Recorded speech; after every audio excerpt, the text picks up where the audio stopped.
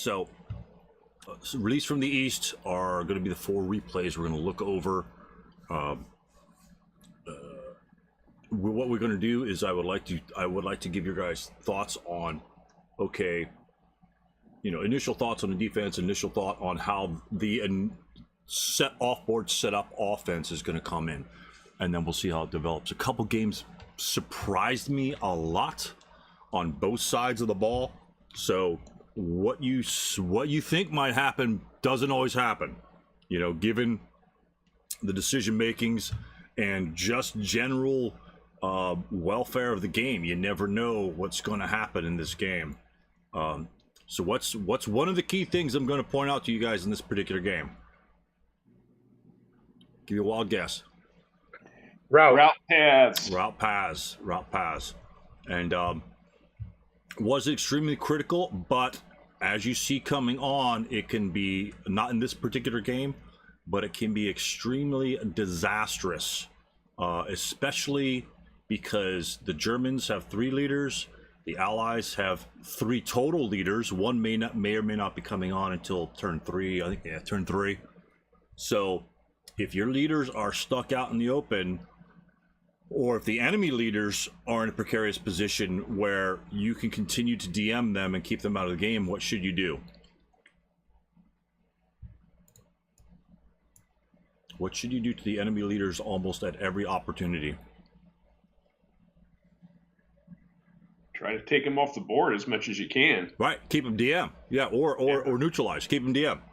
And so you'll see something later on. But anyway, Vassal-wise, if you guys don't like these labels, which I'm not sure the actual purpose to these labels in starter kit, in ASL there might be some distinction, but those are like scenario special rule, like, hey, designate one guy as a sapper squad or some bullshit like that, and then you'd have to like label all your squads. But whatever. So Control L will bring up the thing that says label. All you do is you have your delete button, which might be in by your arrows. Delete and enter, and just go real fast. And you just flick it back and forth, and they're all gone. And that way, especially for you guys that play the piano, or saxophone or guitarist or something like that, your finger speed will be up to par. Even those of us that have a little bit of arthritis coming in our knuckles, So easy to do to delete all those labels. Again, wow. The primary reason for that is because it's a confusing game. Now, if it were a simple operational game, we had Army Corps 17 or some shit like that, not a big deal. But in ASL, there's a lot of details, and if you have any extraneous details, it has a tendency to distract from what you're doing. And to be honest with you, if I didn't have if board Vassal 662, I think 662 introduced the background color, so I'm not sure what your background color is, essentially off board. It might be white. Mine is like a forest green color, because I absolutely hate the snowboards, because the whole screen is white, and I've got a giant 42-inch screen that I play off of, and so it's just like a light in my face the whole damn game. And my preferences are to have a more subtle background. I was trying to change the actual whiteness of the open ground to more like that gray color, because snow's not perfectly white, but that color kind of doesn't exist in the Vassal template pattern. It's not like your Windows template pattern. So I tried to toy with it, couldn't find a color, so I said screw it, and then they come out with the background. Anyway, that's a waste of time. Let me go to my timer, start my timer. We're gonna try to do about 28 minutes per. If we run a little over, that's fine, but the timer's for me, not for you guys. So right now, oh, hold on, let's see, any guys have any news or comments or anything before we get started on today's things regarding other issues or other things? Haven't seen a lot of ladder results lately. That's maybe because of holiday weekend and end of the month, people go back to school, things like that. So, but no big deal there. I'm sure it'll pick up probably in the winter months. Not a big deal. And I haven't figured out the game of the months yet, but we'll get on that as well. I've been really busy lately, and so That's kind of the reason why behind that. So if anybody had any Reese from the East comments that you want to come out with, questions or what have you, good to see Mark back. Good deal. And then we can go with that. If not, then we'll just simply proceed. Go forth. Okay, thanks. Thanks. With Mark's blessing, we will go forth. Go forth. Yeah, there we go. All right. Good. Now for me, as an ASL player, and you guys as ASL players, and I think the Russian players saw this. There's a couple big things that you saw that you'll see initially in this game, and there's a couple things. So as an attacker, tell me what you see that you may like, and tell me what you see that you don't like. Just real quick. Just look at the screen and say, oh, I noticed that, and I can either take advantage of that or I can get screwed by that. Straight up. I would say it's weak here, and I would attack this building. Okay, why is it weak? Well, it's only got 3 units in it, and everyone else doesn't have lines of sight to the approach. But that's just my initial thought. Right. Yeah, that's my initial thought too. And what about the guys in the back? Mark, do you have something to say? Yeah, there's also no leader in the building. Right. That's a victory building. If those guys break, they got to route out, and one of the other leaders has to come aid them. And we know on starter kit boards, lines of sight are porous. Let's say this 9-2 goes, he has to go here, here, here to get to this building hexes. So, and all those can be covered by some very fast moving Russians. This is a really tricky spot here because any Russians in this location can shoot that guy. So he might be avoiding fire from the left-hand side and get caught with some sort of wanky LOS. Look how thin that building is in L5. That's essentially a half an open ground hex. I mean, look at that nasty thing. It's just, essentially it doesn't exist. And the same thing with sort of like M9. There's some really crazy LOSs on this specific map. So no leader, it could be a problem, especially in the beginning.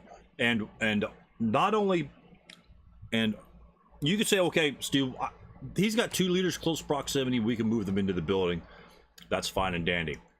What do you lose when you have to move them into the building? Let's say the Russians come on, break these, all of them, or 1 or 2 or none or whatever, and one guy's got a route, so he routes back to L. Let's just say he routes back to L5 for whatever reason. All right. What do we lose? And one more thing. Think about that. Let me grab a scenario card because something is very important on the scenario card that we need to look at. Think about it.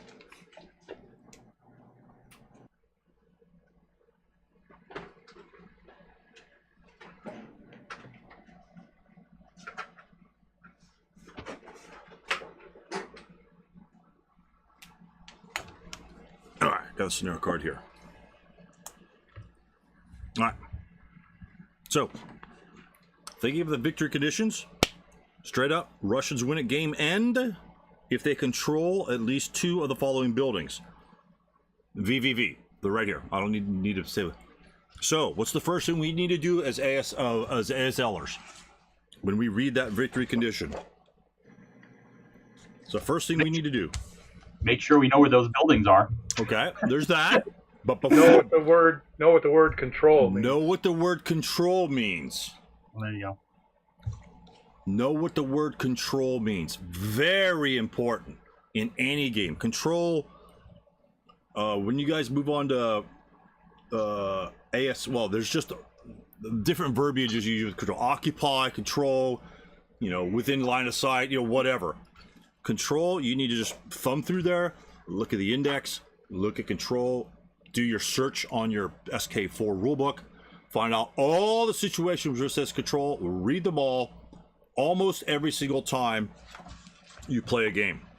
All right, I still do it even in today's games. I always refresh my mind on exactly what the control means. Control hexes, control buildings, control locations. Those are 3 completely different things. They may be inclusive of one another, but sometimes they are not. So it's very important to know what the hell you need to be doing. Otherwise, you may lose before the game even starts. Okay, so first thing we need to do is know exactly what control is. Here, in our situation here, it's occupying the building with no enemy units present in that particular building. Broken units can be there, enemy leaders can be there, you know, whatever. They got to be cleared from the building. Then we automatically get control if we have a multi-man counter in the building. We can have 55 leaders in R2 at a game convention, and none of them will control the building. All right. Multi-man counter, half squad, whatever. All right. So, scenario special rules. This is actually not a bad one. Due to winter camouflage, Russian infantry may assault move in open ground without first fire move in the open applying. So, if you want to cross the street, if you just want to move 2 hexes, I mean, it's essentially 1, 2, 3 to cross the street, right? You're probably not going further than just crossing the street.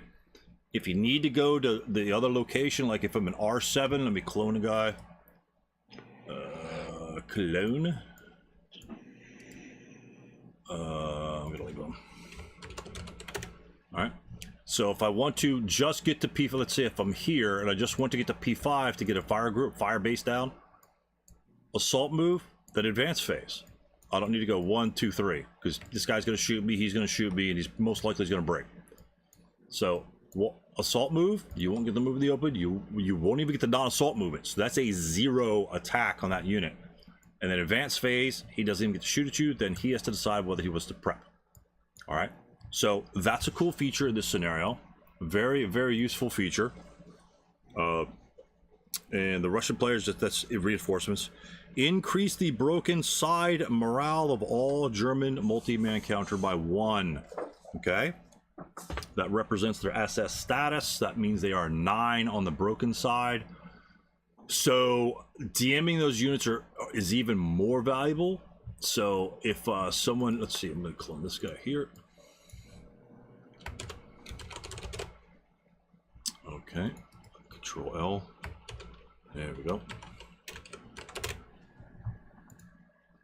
So broken side, these are special counters. 9 morale. So when the DM comes off, what do we need to rally? In a building. What's that guy need to rally? Self-rally. 9. Yeah, 9. He's going to rally. So what do we need to do with these 9 morale units? Keep them DM as much as you possibly can. At minimum, keep them DM. Obviously, we would have killed, but keep them DM. That only rate drops it down to a 5, gentlemen. Right. So that's still pretty good, but a 9 is almost a guarantee. So keep them DM'd. All right. That's a kicker. That's a scenario special rule. If it was 8 morale, I mean, that's still the same idea, but with a 9 morale on your backside, that's pretty crazy. So it looks like not that good. And in terms of routing, we route back here. What do we miss at the beginning of German turn 1? What are we missing at the beginning of German turn 1 when this unit breaks and he comes back here and he's sitting there? Rally phase, German turn 1. I'm ready to go. What am I missing? A leader?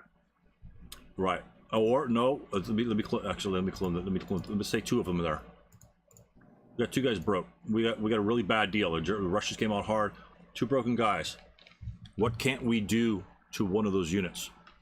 You can't rally both of them. Can't rally both of them.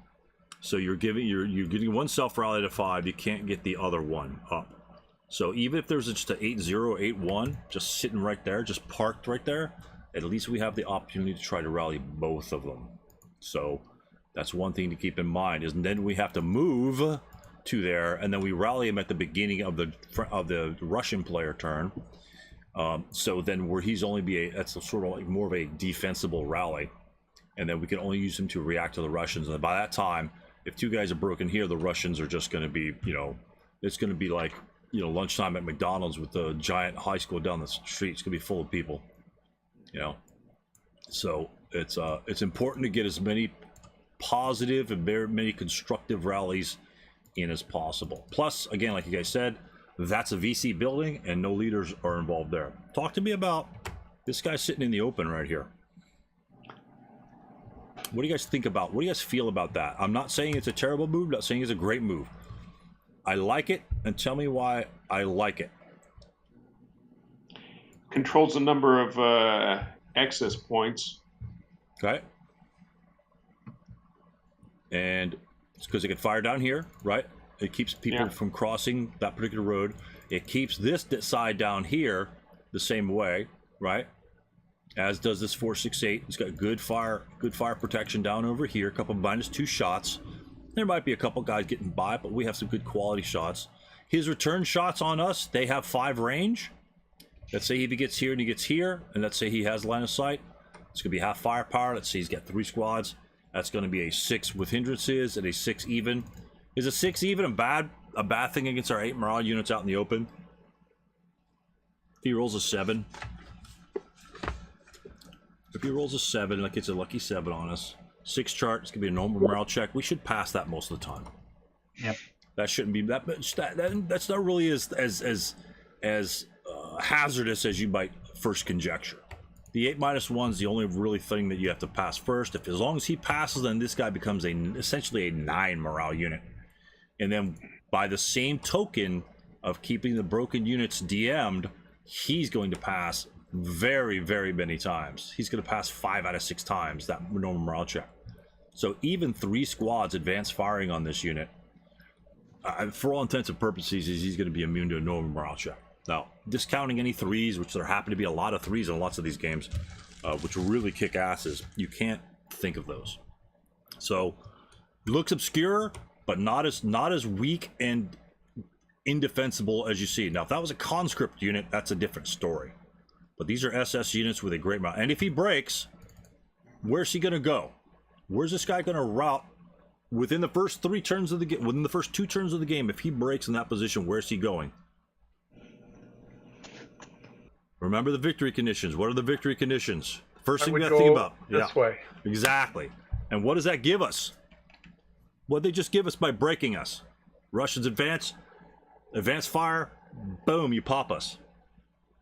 What does that give us? 6 movement factors. Yeah, this is a free movement phase. You break us 2, 4, 6. Let's see, the leader doesn't break, but the squad does. What's that guy going to need in the next rally phase to rally? He needs a 7. You guys see that he needs a 7? Wow. DM'd, he needs a 7 with an 8-1 leader in rally terrain. 9, down 4 is 5, building 6, leader 7. That's not bad. So I'm up and going, and you just gave me 6 movement factors because guess what? On turn 3, what happens? Reinforcements. And about 8 out of 10 games, the reinforcements come on this side. So you're already at the objective. And if he breaks you in his turn with advanced fire shot, you route, and then you have your rally phase, which hope to get a 7. And if you rally, you simply move into the building and get further over here. So he actually helped you move through 5 building hexes. So, and that's what this guy's going to do. He's going to come over here most likely. That's what I think. This guy probably too, because he's kind of there. But whatever the plans are going to be. I like the 9-2 here in the middle. Why do I like the 9-2 in the middle? Right there. He's got range. He's got the 12 hex range. He could fire down here, fire up here. He could actually go. He's probably meant to reinforce this building depending on where he thinks it is. That's what my thoughts are. But it stops him from running down this road and getting blasted. This guy here, same sort of thing. But this guy here, if any Russians get in these buildings, he's gonna have a bad day. This guy over here, they're only open ground hexes. So again, we want to, on pretty much this entire game, as I said, like in the old release from these, you want to try to cover open ground areas where you think the Russians are going to move, because you don't want to fire at him in the stone buildings because you're spread out and you're probably not going to have concentrated firepower. Even an 8+3 is not a great shot, and he's got a lot of units and he has 8 morale. So it's going to be like, you know, punching a giant linebacker in the stomach. It's just not going to do much. You might get a lucky shot now and then, but that's about it. So let's just go ahead and the Russians attack. Looks like he's looking forward. He's bringing his medium on. He's bringing his big boys on. 9-1 leader. And then we'll just proceed from here. So let's I'm gonna burn through this. Oh yeah, actually he's setting up his dudes. And so there are some tricky LOSs, like from here to here, that's a clear line of sight. That's an open ground here. This is open ground here. That's probably clear there. He does have lots of lines of sight to all 4 of these hexes. They're just not point blank. And with 8 broad units, you can first fire, subsequent fire, final protective fire. You want to take advantage of that open ground versus stone buildings. If you're final protective firing at a 4+2, it's much less effective than if I were here doing 4-2s all day long. So essentially, you're doubling your firepower on that. So, but hey John, can you do a push to talk on your mic? I hear some feedback on your end. Sorry. No, it's okay. No worries. So he does have some coverage there. Sneakily enough, he does have some coverage in some of these open ground hexes.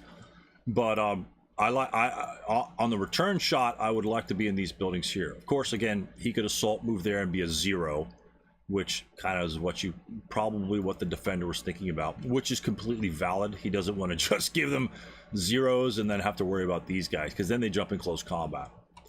And because the Russians have the numbers, they can afford to tie up Germans in close combat. So that's another. These guys are clones. So, so he's only got the 1 leader and 2 squads over here. Maybe as a strike force to go into here to keep these guys honest from reinforcing the building. That's reasonable. He has a decent leader. You know, he can beat any firefight out from either of these guys individually, and both of them together he'll be equal. You know, the 8 to 12 firepower +3, and he's got an 8 firepower +2. Those are roughly equivalent charts. So this is probably just a delaying force, which is fine. I mean, that's a great plan to have. Is you don't want all the Germans piling into your building. So we got some first fires. I'm just gonna kind of burn through some of these turns. And you see how much damage he's taken? And again, remember what we said? He's not even adjacent, and he's doing all this damage to these guys. So he's getting some decent rolls. It looks like Craig's getting some decent rolls, but those are impressive. Those are impressive shots. So he does a bit. Now this one over here, this is I think this is advanced phase. Just a technical thing. How many portage points is that weapon? 5, right? How many movement factors does that unit have in pushing that weapon around? 2. So when he moves into a building, the advanced phase, he becomes CX. Yep. So that guy will be CX there. So you might have wanted to move a medium with McNeil, but of course McNeil's probably the rally point. There's only 1 leader over here. So do you want McNeil exposed to any fire? No, not at all. He is the only thing that's going to rally these guys. Let me back up. I already screwed up. All right. I'm not sure if those guys assault moved on. I'm sure they assault moved on. I'm sure I'm going to screw up the fog because I'm backing up too much. So McNeil right here. He comes on. Let's see his assault moves on the board. These guys moved first. Let me see. Boom, boom.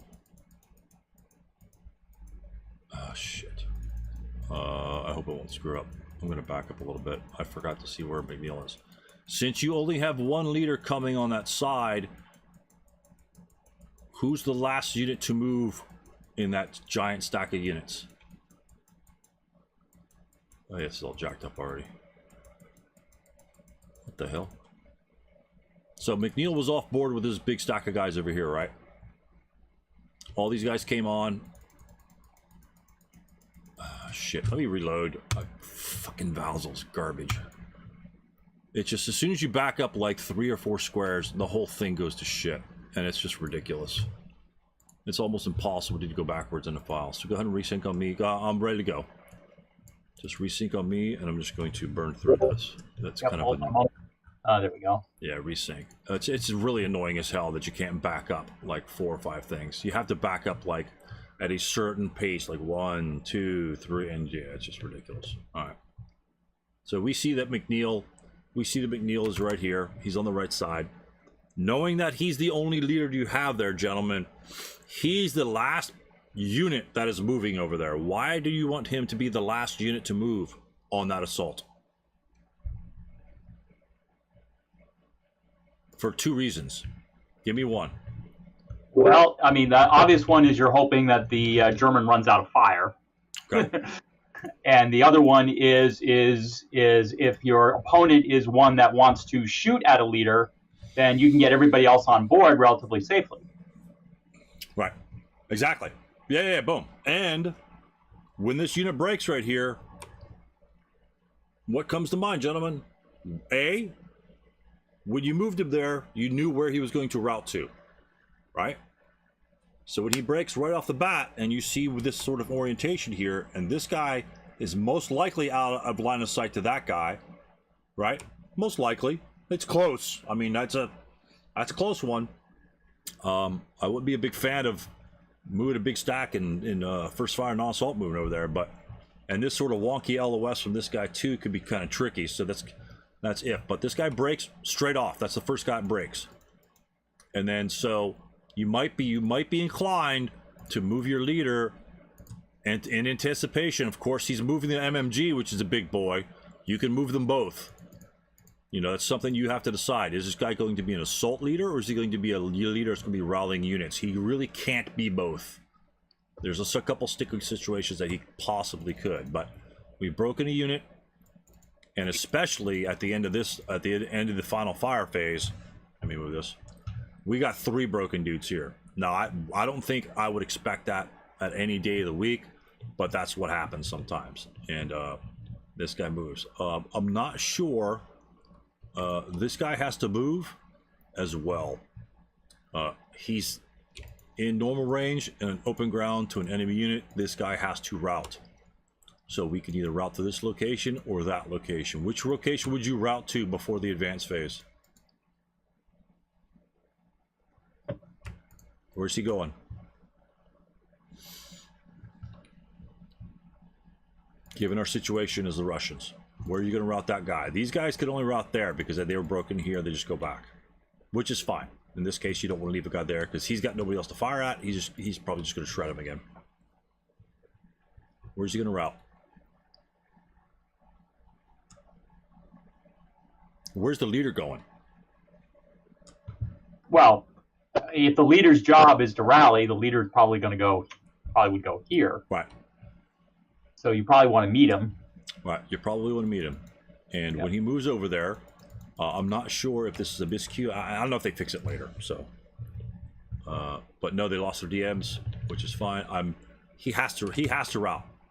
By rule, he has to route. So they may have just missed it. So, not sure. Maybe they thought the winter camouflage is like not an open ground. Some weird ASL rules with that crap. No, just a miss, just a mistake. Yeah, but remember, it's just starter kit. So even if you are playing ASL, try not to. If you're playing into the starter kit realm, the starter kit world, don't bring those ex-girlfriend's experiences with you. Just play SK as it is SK, and most of it's pretty clear. And but we do have some always issues. That's a good spot here. You know, he could try and fire down here. This guy, good shot. That's one hell of an LOS. That's one hell of an LOS. Trying to do his best again. Keep those guys from reinforcing. And if let's say these guys do cut over here, right? They do make it over there to reinforce our giant group. Does this guy really care about it? Does the Russian player really too worried about that? What do you think can happen if these guys start their way over? They're coming into these buildings, ready for the counterattack, defend the Citadel versus the Russians. What do you think he can do if they actually make it that far? He may be thinking about. He may be thinking about going after this building. Yeah. Suck him into the center building and grab the side ones. Yeah, absolutely. I like the LMGs with these guys over here. Why do I like the LMGs with these guys that were defending on this side? How many attacks do they get? possibly 3, right? You got a squad shot, you got an LMG shot, that's 2 hexes with residual, and then you got a subsequent first fire shot, which you'll have to add the LMG. So that's 3 hexes of residual you can drop down by having this. If you just have 1 squad over here, you got 2 hexes of residual, 1 there and 1 closer, because it can't be further. 1 closer, and then you're done. Then the Russian just runs. And so having the LMG gets you that 1 extra shot. And it's got range too, and rate of fire. So don't shy away from that thing. That's one hell of a shot there. This guy does get lucky over there in the open. Well, again, with the looks like a 4. Good shot over there. They break. Leader breaks. I'm not sure what's going on there. 2, 4. Yeah, I'm not sure what's going on. 2, 4, 6. I'm not sure what this is here, a pin, but there's a couple of glitches like that you might see. Prep fire in the medium, that's a good deal, because that thing's not going to move very fast, so you can't fire it anyway. Try and soften some guy up. If he gets a lucky shot, that's fine. Now, in this situation over here, we have, what do we have? Where's is our demo off board? Our demo, shoot, what the hell's our demo? Oh, it's right here in the middle. Oh, it's placed. Hey, here we go. All right, so he places the demo. He moves and places the demo. With this many units, although I think he does place the demo. If the demo is the primary attack, what do we want to do first, gentlemen? If the demo is the primary, if our purpose in life is to place this demo at all costs, what are we going to do first?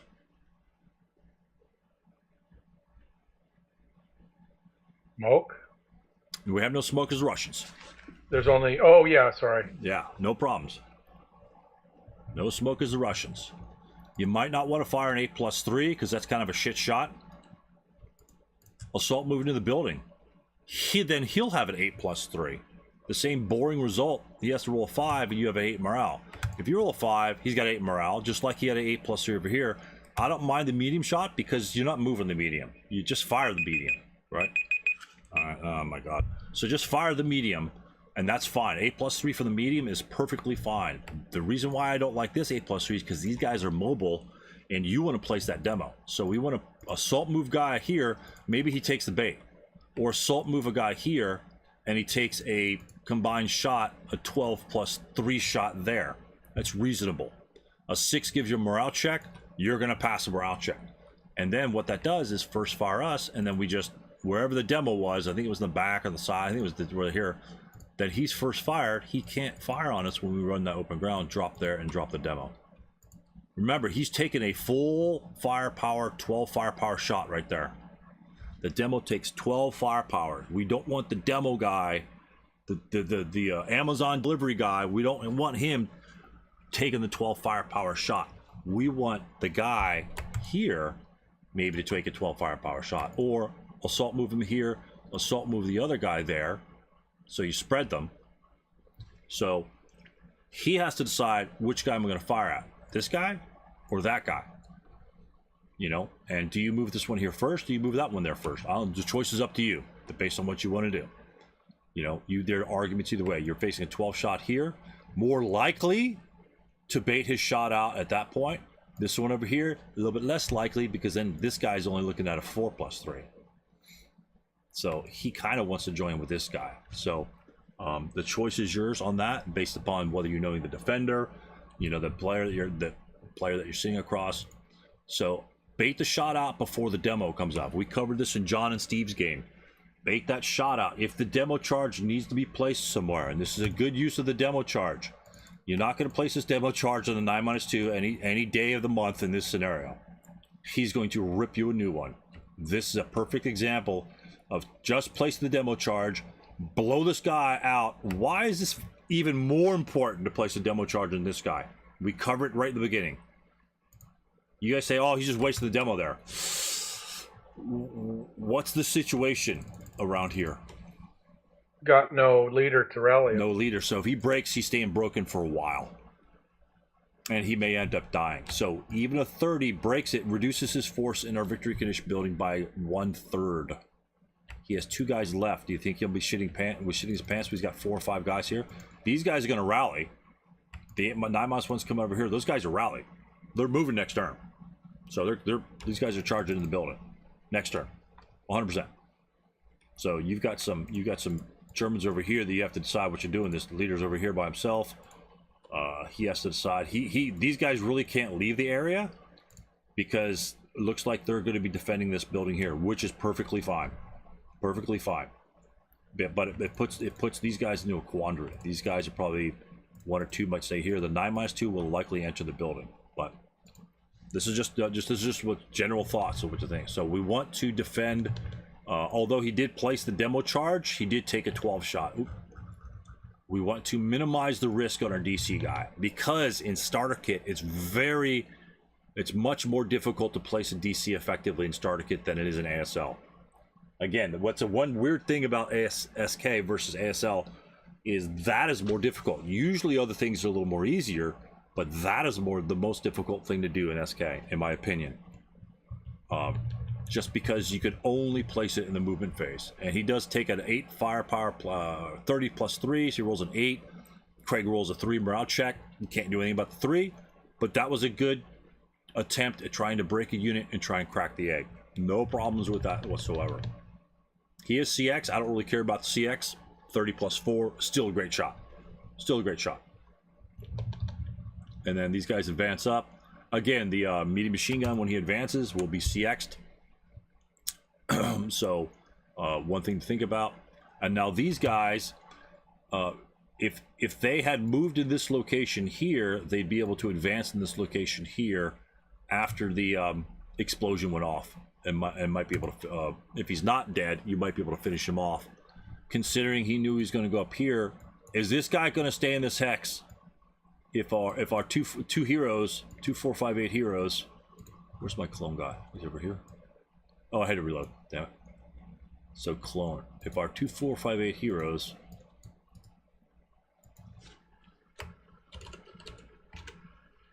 move up. So if this guy jumps into close combat here, 2 to 1. It's not guaranteed anything. It's guaranteed that you're probably going to be screwed over. But let's say we get super, super, super lucky.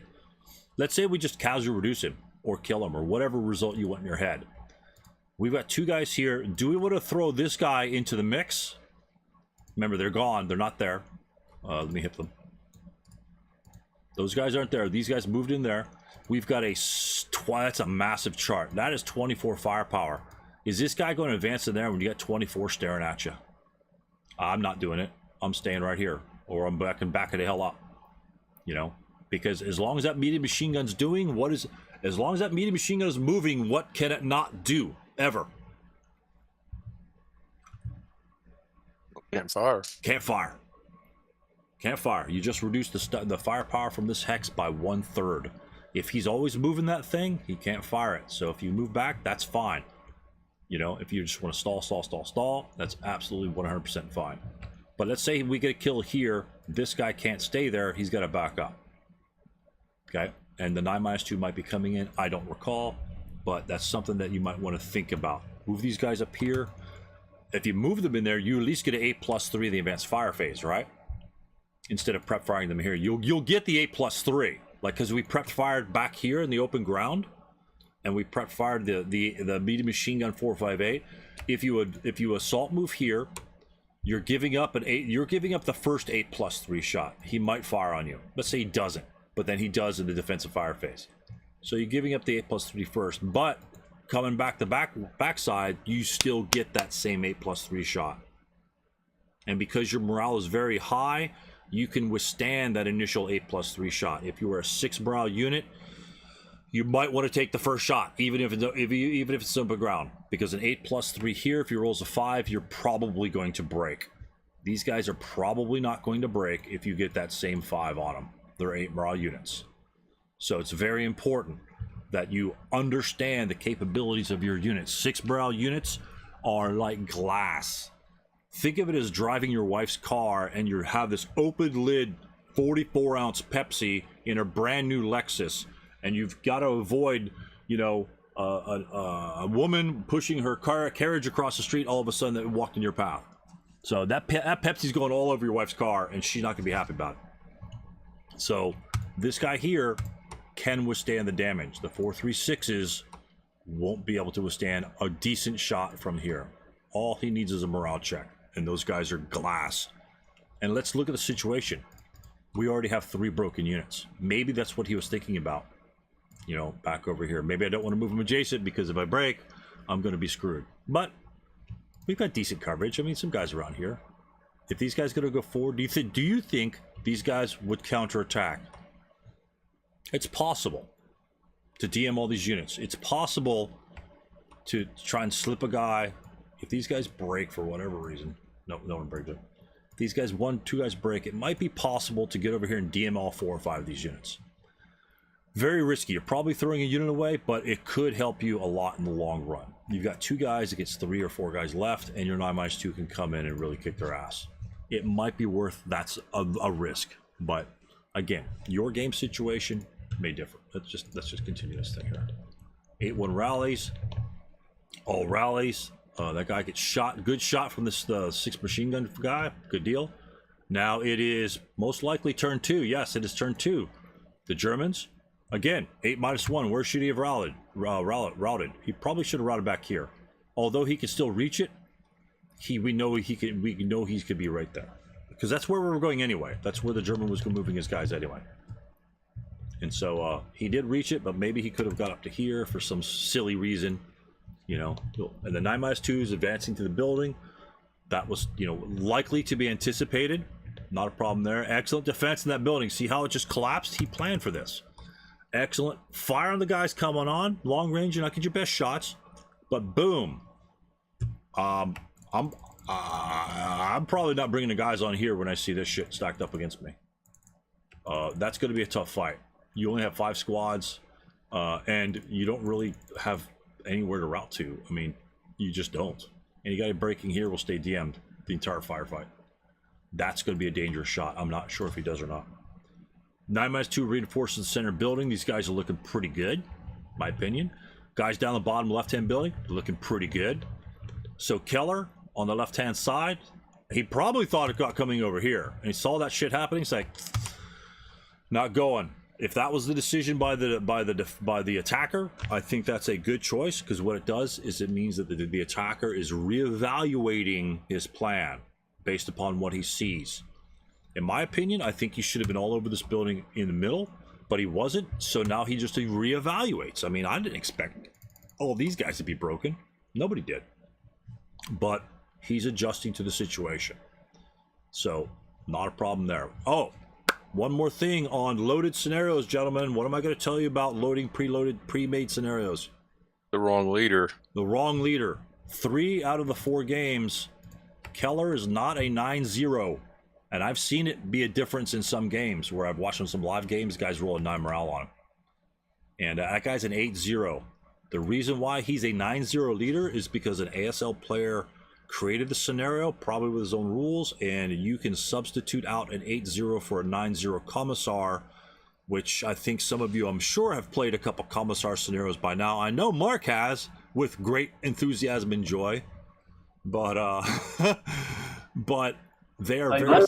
Oh, massively useful those commissars are. Yeah, they just rally people like that, and then they shoot. Yep. Oh, that's funny. That's funny. Mark's had some bad history since it comes. Anyway, it's just kind of funny. So, commissars are very powerful. That is not a commissar. That's an 8-0 leader. I don't know why it's not there, but again, scenario card. You got to read it anyway, right? You got to read the victory conditions. You got to read the scenario special rules. You got to make sure that the reinforcements coming on. I've seen some scenario cards that have the reinforcements coming on a different turn, whether it be a turn earlier, turn later, whatever. That's been wrong before. So, War of the Rats.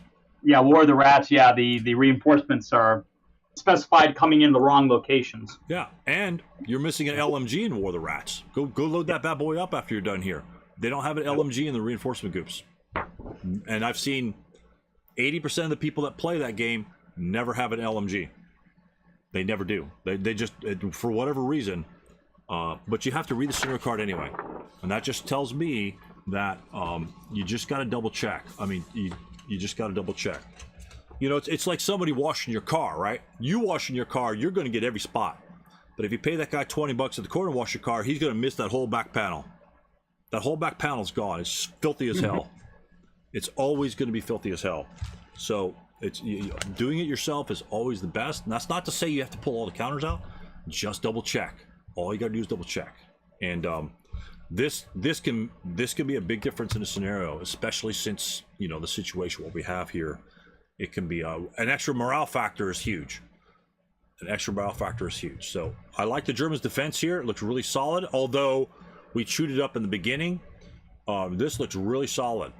Solid to me right now. So the Russians have a task at hand. This is turn 3 of 6, I believe 6. Turn 3 of 6. We have 3 turns to take buildings. We got Mathens jamming over here against those porous LOSs. He's got giant balls. I think, yeah. Giant balls, lots of residual, and Keller and his stack of entourage comes over here. Good. I like this. I think this is risky to move him here. I'm not sure why you just didn't bring him in here, but this is fine. Being in this position is fine because then he can come here on the side, add his firepower here, and then he can pound these guys here when these guys need it. Because none of these guys are broken. He's got 4 squads here. These guys are going to make a play, and that allows him to either make a play here. All right, John, take care, baby. He can either make a play here, or the Keller can make a play on this side. Not a problem. Considering the main force is delayed a little bit, that's a great idea. And you need a lead in the middle anyway. Great spread of leaders. Now we're punching forward. That's a relatively safe position right there. Oh my goodness. Again, 8+3. Don't worry about it. This guy right here took an 8+3. He's laughing at that residual firepower. And 4 residual firepower. Do you care about 4 residual firepower as 8 morale units walking into stone buildings? The answer is no. That 4 residual firepower, for all intents and purposes, practically does not exist. He'd have to roll a 4 for morale check. If he's going to roll a 4, he's going to roll 4 somewhere else. So, if you're in here, if your position here gives you a grandiose position to kill these guys, that's a 4 play. That's the best situation that you'll have, other than you just dropping smoke in there, but you can't do that as the Russians. This is a safe hex. This is a safe hex to move into. This is not. The 1-2 is not. Because he needs a 6 for morale check here. He needs a 6 for morale check in N7. He needs a 4 for morale check in M7. 4 times the firepower. He needs a 6. He needs a 4. Which hex are you moving in? Give me 1 second. The wife's calling. Yeah, she went to Costco. She was checking something for me. So, 1-2, 4+2. That's a swing, a dice roll modifier swing of 1, 2, 3, 4. Very dangerous. Not a problem, especially with 8 morale units. So. And remember, he's only got those 3 squads there. We want to kill these guys before the 9-2 enters the scenario, because he's bad news. And especially with the wonky LOSs, he might have line of sight to our medium machine gun. We don't want that. Alright, unfortunately, we got LMG over there. Now the Russians are looking very strong right here. The Germans look really solid. Now the Germans are going to be pressured. With lots of pressure on this one here. Those guys in the bottom corner, I'm not going to worry about. Boom, he hits this here. These guys are moving. They're busting ass. Okay? They're coming back over. So we're firing these guys in the middle. Let me make sure I don't screw something up. 9-2. Keller, good assault on the left-hand side. This is rough. That's tell me about this attack here. Especially with, should you move those units in a stack, gentlemen, when he's assaulting this building? Where's this leader going? I honestly don't want to back it up. I think the leader, I'm going to clone him. I think the stack started here, if I'm not mistaken. Okay? Mm-hmm. Okay, so I'm not going to move it, back it up, because it'll screw up. So, he wants to assault this building. What are you moved? These guys, I think these guys moved up initially, moved up first. I don't know if they did an order. Oh, I'm going to have to back up. I need to know where those 458s came from. My bad. One at a time. One click, one click. Shit. All right. Oh, this guy's 6. Okay. This guy moved first. This guy hasn't moved yet because there's no move marker on him. Keller hasn't moved yet either. What are we doing with Matheson when we came from this building? Look at the situation. Remember, do we need the 8-1 on the thing here? We need to protect our leaders. That's the first thing you need to look at. Do not risk your leaders. If he breaks, where's he routing? Where's the only where's the one of the places that he could rally to? Yep, he could rally there. Can he ignore that location? Yeah. Yeah, he can go back in the buildings further. How You can ignore it because it's the same distance. Okay. Yeah, in H4. I'm sorry? H4? Unit H4. Yeah, looks like he might have a line of sight. You dirty rat. Okay, that's what we're looking for, gentlemen. Oh. All right, when you're moving here, before you even decide on moving, you have to decide on where you're routing, because A, you're in open ground, and B, this guy's got, multiple attacks. He's got attacks, and you've got these guys over here who got nothing else to do. Is this unit in H4 going to fire on that, even if he had LOS any day of the week? The answer is no. That's going to be a 4+5. If you are rolling that, you're just getting exercise with your wrist. That's the only thing you're doing there. So, let's check LOS from that. I didn't even see H4, Mark. You dirty rat. Look at that. That's clear as a bell, man. I thought I4 would hit. That's clear as range 11. Okay, there you go. Well, but certainly for route conditions, it doesn't matter, but you're not fire on him, yeah. But he can fire first. This guy can legit fire first on that unit here. This guy doesn't have to fire at all. And somebody, I think Craig does that in another game. Oh my God. The fire discipline and the fire selection is freaking awesome in that particular game. I hope that one's next. But that's an LOS, gentlemen. That's something that's pretty rough. All these hexes crossing the open ground, this guy can see. And that's nasty. That's nasty. So, knowing that he's there, and we don't have any other leaders on this side, we moved Keller middle. Is Keller crossing that road? Is the chicken crossing the road? Probably not. No. We don't want him to cross the road. We need him to rally these guys. So if these guys break, A, he could only go right there, which we can ignore. Where else can we route to?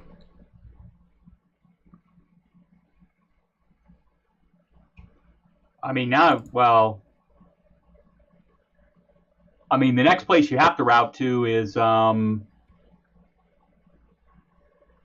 can't go there. Right. Yep, because that'll be closer. Right. So you got to go back. So you got to go here. That's the next text you can go to. Either one of those. How far away is R5? Remember, MF guys, how far away is R5? Let's say we can route there. How far away is it? We ignore this. That's ignored. 3. How far is it? In legal route paths. 3. How do you count 3? 1. Legal route paths. 1, 2, 3, 4. Right. That hex If doesn't this exist. guy wasn't here. Right. That hex doesn't exist. So that's two movement factors. Oh, actually it'd be 2. So that's kind of the wrong terrain. But 2, 4. These guys are closer. He has to route this way. Are you going to take interdiction here? You might. Why might you take interdiction there? 8 morale. You got 8 morale. Number 1, you got 8 morale. You guys need to identify that you have 8 morale. That's probably not going to be a problem. Not going to be a problem to get there. We're there. We make it safely. But how are you ignoring this one with the least movement factors that you have to legally go to? Because we have line of sight to RP3. Oh, okay. Most likely this guy's got line of sight. So Okay. if you want to ignore this, that's range of 3, range of 3. If you want to ignore that, you can. You don't have to, but you have to know that that option exists. Because let's say you've got a 9-2 leader over here, and you move this guy over here and he breaks. 90% of your players will go here, and they'll probably go here because they will discount this unit here. Right? Do you want to go up here? Maybe, maybe not. You probably want to try and get to your leader, which is the whole point that I'm bringing up Matheson, is if the 9-2 is over here, you just interdict and go to him. Because guess what? This game is very short. It's turn 4. You need him up and going. You are not low crawling here. Unless you are advanced phasing your leader out in the open, you are not low crawling in that position with an 8 morale unit. With a 7 morale unit, you're probably not low crawling in that position. With a 6 morale, A's not going to rally anyway, so you might as well take the interdiction. At that point, you're screwing yourself. What's a better hex? If this unit were to assault this particular position, let's say he wants to go, I think he wants to move, let's say if you move to S3, that's fine. If you want to go to close combat, R4 is a much better location to enter. Why? What's the difference between R4 and S4? You have a place to retreat to. Right. We can now go to R5. This guy can possibly go across the road. He can go 2, 4, 6, or just 2. We can go here. We can get to these buildings to where keep with our main unit. We can do that. We're stuck here if we route. Okay, and that's assuming you want to close combat. I don't know what the gentleman's plan is, but it's just very risky. And leader, sorry, I kind of blew it up. Leader, you don't take the leader with you. He stays here all day long. He doesn't leave. He is the last one moving, and after he fires, these guys might move up here. He might draw a shot, and if the leader wanted to get over to this location in the advanced phase, where's he moving? Okay, I'm going to hip him and clone him. Okay. This is important, gentlemen. This is how you stay alive. This is how you keep your leaders in the game. We move here. We take residual firepower. He's first fired. Can he? How far can he fire now? Adjacent. Adjacent, right? This guy's still live. So if we move back here, he could light us up. So we move our other guys here. And if we definitely want to get this 8-1 in this building, what do we do with some of these other guys? We might move one of the 3 squads we have into this location. If we break here, do we give a shit?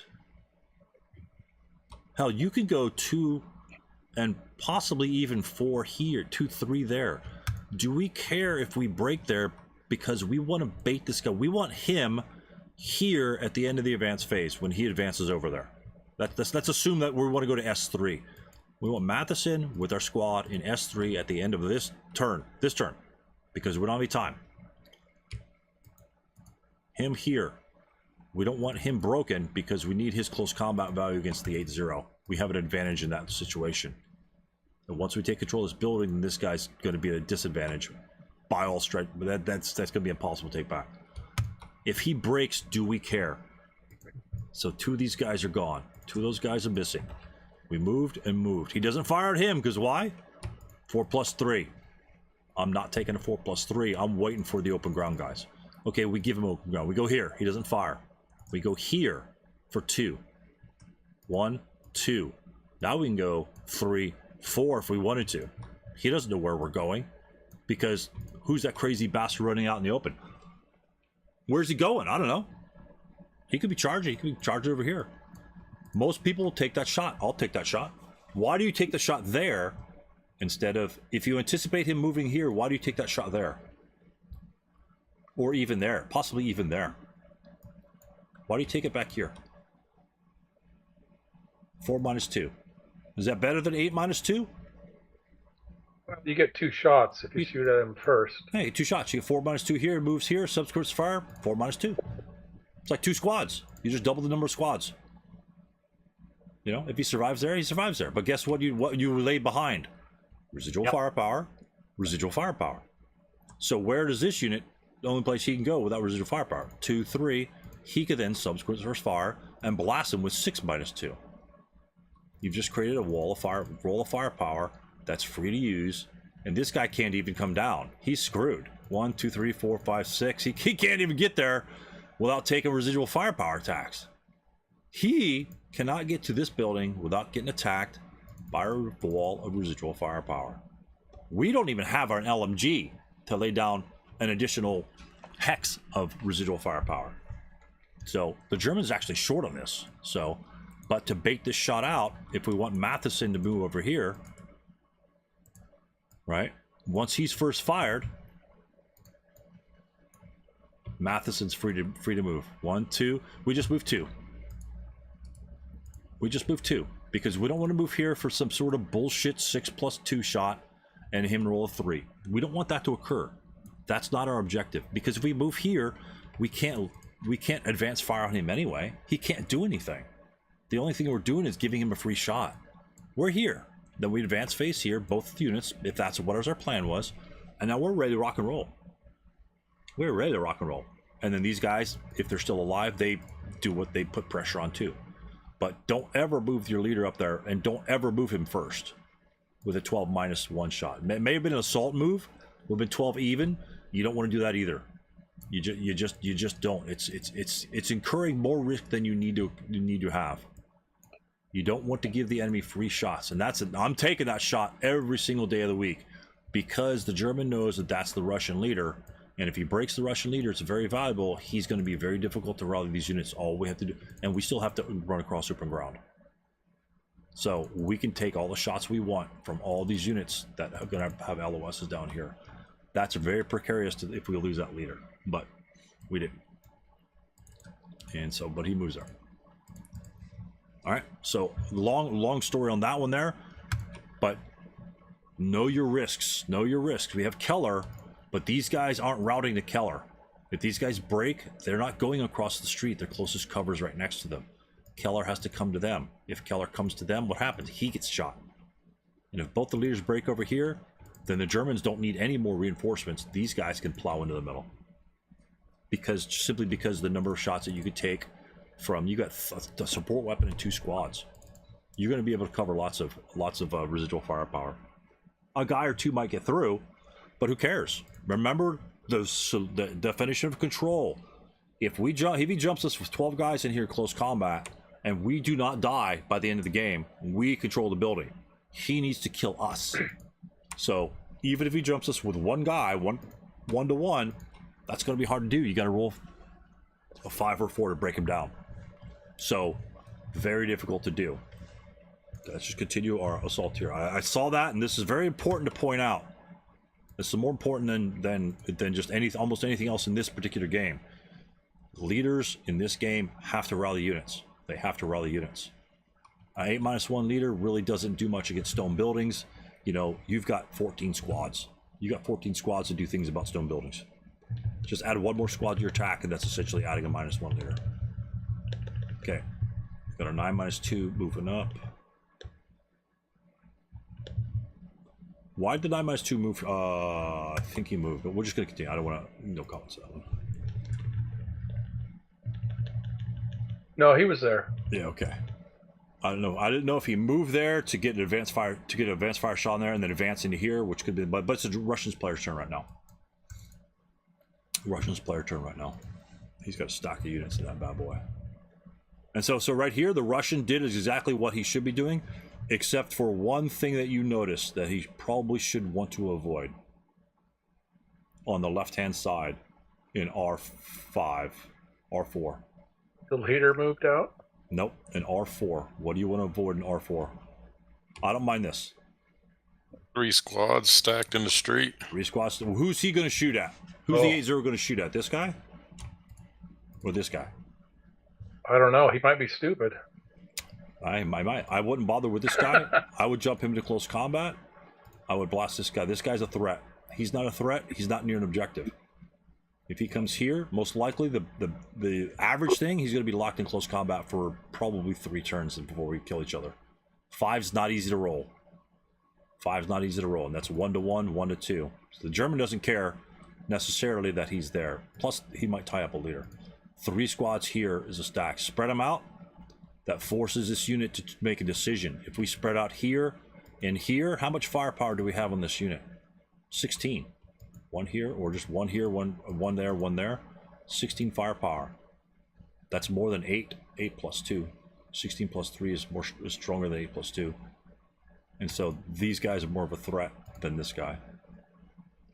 It just is. And so that, again, same sort of concept of risking Matheson. You're risking all 3 squads. If all 3 of these squads break, worst case scenario, all 3 of those squads break in the prep fire phase. Talk to me about the close combats between these guys here. Now the Russians went from 5 squads into potential close combat, which is what he looks like he's going to do, which is fine. You know, we're going to jump this guy, triple up on this guy. They're looking pretty. But if these guys break, they're done. They're done for the game because we have no leaders to rally them. They're going to brought back here, and these guys, it's going to be difficult. He's going to jump in close combat. Those like 1-to-1. That's a coin flip. That's pretty much just as a coin flip on both spots. You don't want a coin flip. You want an advantage. You are the Russians. You want to kick ass. Like this. Look at that massive stack over here. This guy's not messing around. He's not taking any coin flips with that thing there. That thing's vaporizing anything that he sees. And unfortunately, yep, 2 of those guys get vaporized. And this, worst case scenario, this guy also breaks. So now we've just dropped down from 5 squads to 2 squads on that side. Again, dice rolls being what they are. Not a big deal. McNeil's, we've got this building handily. The Germans are not taking that building back, period. What term is it right now? Okay. I've got a question for you real quick. Now the Germans are kind of... Oh, wow. That's an 8-1. That's a badass. He's moving hard and fast. He's looking to take that building back. The 9-2 is having a bad day. Oh, he broke. Okay. Yeah, that's that giant stack. Having a bad day there. So, yeah. That's not looking good. Is this all that bad for the Germans? Is it all that bad that these guys kind of got vaporized? What was the purpose of these particular Germans in this sort of instance? Was this stack going to retake this building in 2 turns against 6 units that are in that building? No. No.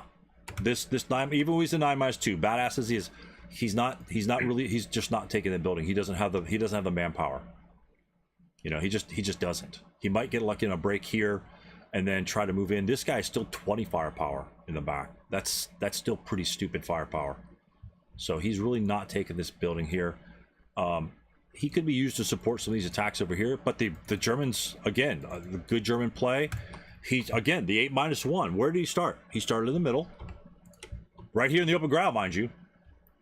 Did what he needed to do. He broke. Came back over here. Defended our area here. Russians dissuaded from the massive defense over here. Went back. Now he's busting his ass to come over here. And now he hasn't done technically anything all game. But he has, by making the Russians choose where he wants to essentially force the Russian attack somewhere else. And now he is in a position to just essentially win the game for the German player. Because based upon our breaks here, this guy reinforcing really gives the Germans the advantage. Instead of moving this guy into a null situation, a lot of players would rush him in here because that's the closest objective. This is the play. This is the play right here. The 4-6-8 right here. Why is this guy here? Why isn't he busting ass with this guy? Why isn't this 4-6-8 in the LMG busting ass over here? What's his purpose? To keep the Russians from going to the building on the right? Absolutely. Absolutely. This guy is protecting our building because we know that the Germans aren't taking, especially now. Well, these guys are broken. He's got nothing. He's got 2 squads. 2 squads is not taking this building. McNeil and 2 units can just CX 2, 3, 4, 5, 6, 7, 8, advance 1, 2, 3, 4. We have 2 more movement phases as the Russians. We could take McNeil. I think it's McNeil. McNeil and 2 squads or 3 squads if we wanted to, and go to our building over here, and we could take that one. He's defending this. That's his purpose. And look where he's sitting. Let's say worst case scenario, Russians route back. They self-rally everybody. Maybe they route all here, giant stack, and Kelly saves them all. He's still covering that road. He is protecting 2 objectives from this location. Very, Very smart positioning for that unit right there. Not here. Not over here. Not there. Here. 2-2 is all we need. The LMG, 2-2. 6-2. 2-2 shots of 2-2 down the road. And when the Russians move here, where's he moving? He's just moved back this way. 2-4 advance. 2-4 advance. Now he covers the road. The Russians still may charge it, but he's still going to get blasted. He's maximizing his chance of defending our building here. Perfect. Because he knows he can't take this building. That's fine. Again, love it. This is really good decision making on these units. They haven't done, quote, anything all game, but now they're winning the game for the Germans. These two units are winning the game for the Germans. I don't know the result of this game. He gets pinned because anything can happen in ASL. Because I've seen people vacate victory conditions and other guys come back. Oh, he moves down, which might be fine. He's still covering the road there because of SK LOSs. He's moved down just a little bit. Yeah, he's got that wall in hand over there. Maybe he's looking for a shot here. That might be a possibility. This is a good shot to there. That might be blocked from that position.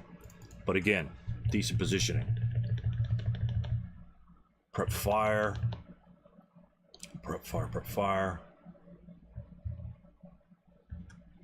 And once this unit breaks here, what's that leader doing on the backside, gentlemen?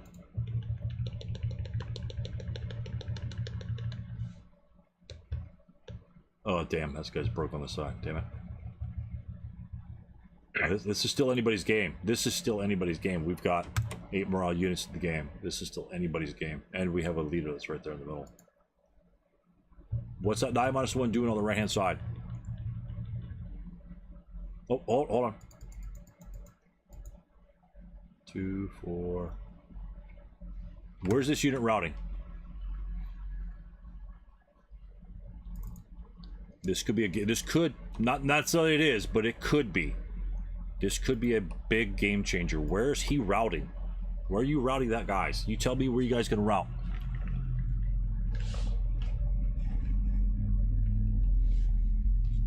Remember what happened to this guy? This guy's out over here, out of it over here. This is sort of the situation we came up for, but he had no choice. That he still made it to his destination.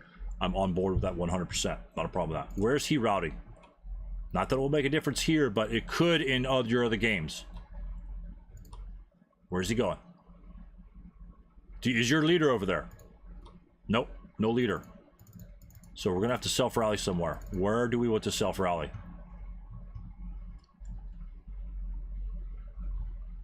Who can we see? This guy? This guy? Can we see that guy?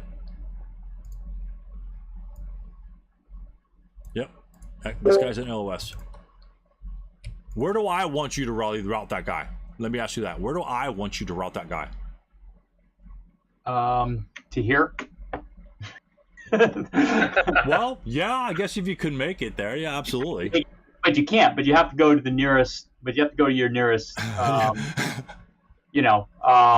unfortunately for him, I think any one of these 3 hexes. Well, technically, I guess he could go there. He would still be. No, you can see L5. You can see L5. Okay, all right. So you can't go there. So right. So your choice is one of these 3, and then after that, you can either. I mean, if you go this way, you can continue to route this way. Right. Where do you think I want you to route? Well, normally you try to route forward, but I don't think this time you can do that. I want you to route over here. Why do I want you to route over here instead of right there? Because we only have one more movement phase.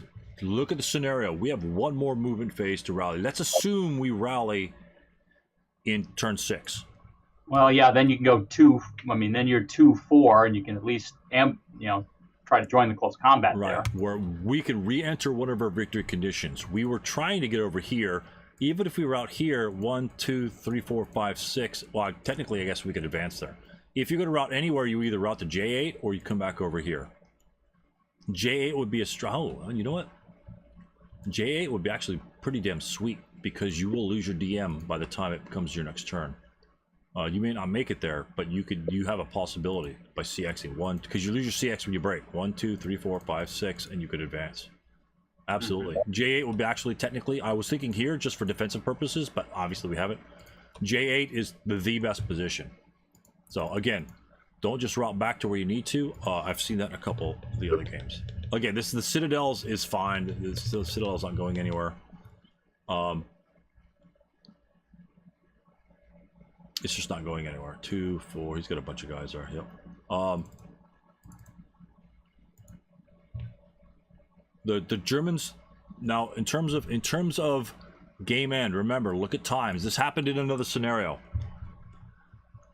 This is the Allied turn 5. The Germans have how many turns in which to move?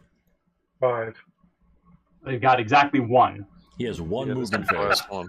Yes, okay. one movement phase, right? How many guys do we have in this building as the Russians?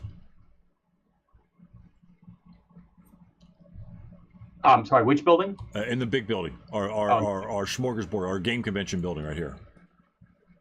How many do we have in the ASLSK building right here? A beep ton? A beep ton, right? We have a ton. Is it necessary for those many units to be in that building? Could we defend? What do you guys think? I'm just throwing it out there. What do you think it would take for you to defend against a one-turn assault from these German units? This guy should be doing what? This 9-2, 9 morale, 8 minus. He should rally at the beginning of his next phase if you don't DM him. What should the Russian be doing at all costs? Him and making sure he doesn't come up. Let's say we don't. Let's say we want to skulk this unit here, right? Which unit do you want to use to DM those units in that building? Just that building. No one else.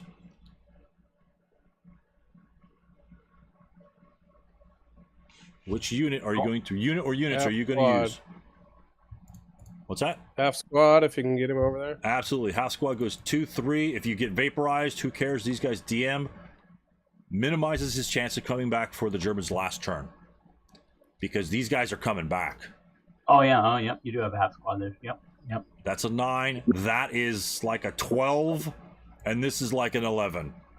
These guys are coming back. If they don't coming back, you need to check your dice and go buy some new ones.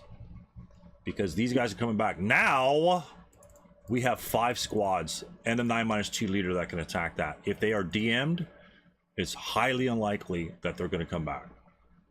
It's okay to leave some guys here. I might have at least thrown one squad, just toss them this direction, just to throw another body into the grinder. Simply because it's looking pretty grim for the Russians over here. And you can't really get to this building here.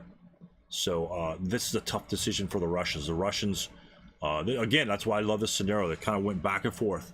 Germans' perfect defense. Then the Russians took the building. Then the Russians got hammered. The Germans can possibly counterattack. Look for this.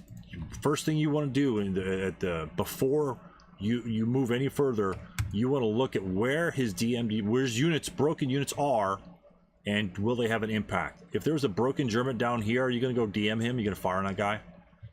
More than likely not. You probably have other targets of opportunity. You might want to, whatever. But the 9-2 is a game breaker. He can change the entire course of the game. And especially if you rally this guy, he can't go over here because then the 9-2 just chases you down and kills you. So, but actually, it'd be the turn after that is when that guy's going to rally. So let's move on a little bit here. Prep fire there. He's moving down to that building. Not bad. Does he need to move that way? That's my question to you. That goes along with this question here. Does he need to move this direction? What's he protecting? Control. Yeah, control. He'll be the first one there, so he'll have control. Does he care if he makes it into this building? If McNeil makes it into that building, does this German unit and every other single German unit on the map care if that leader gets to that building? You shouldn't, No. because SMCs can't take control of buildings. Absolutely. Control, I learned control is, I know that sounds sort of funny, but to take over a building, you have to occupy every hex if it's enemy occupied, But if you just move into it on your own, you control it instantly. Check it again.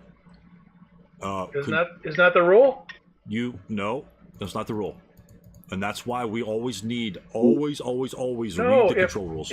If a building's empty and you move into it, then you control it. You do if you are what? An Normal, MMC. An MMC. Oh, right. MMC. Multi-man that's why. counter. Yes, right. This guy doesn't care if this guy is over here. Doesn't You're right. care. He could be, not that he's going to take this building here, and not that he's needed over here. He's not needed over here. Not at all. Again, that's why I'm not saying that, control, like I say, I always read control rules based upon the VC and hex control, location control. I look at the map. I want to see what's going on. I go back and reread all those rules because I need to know what happens with control.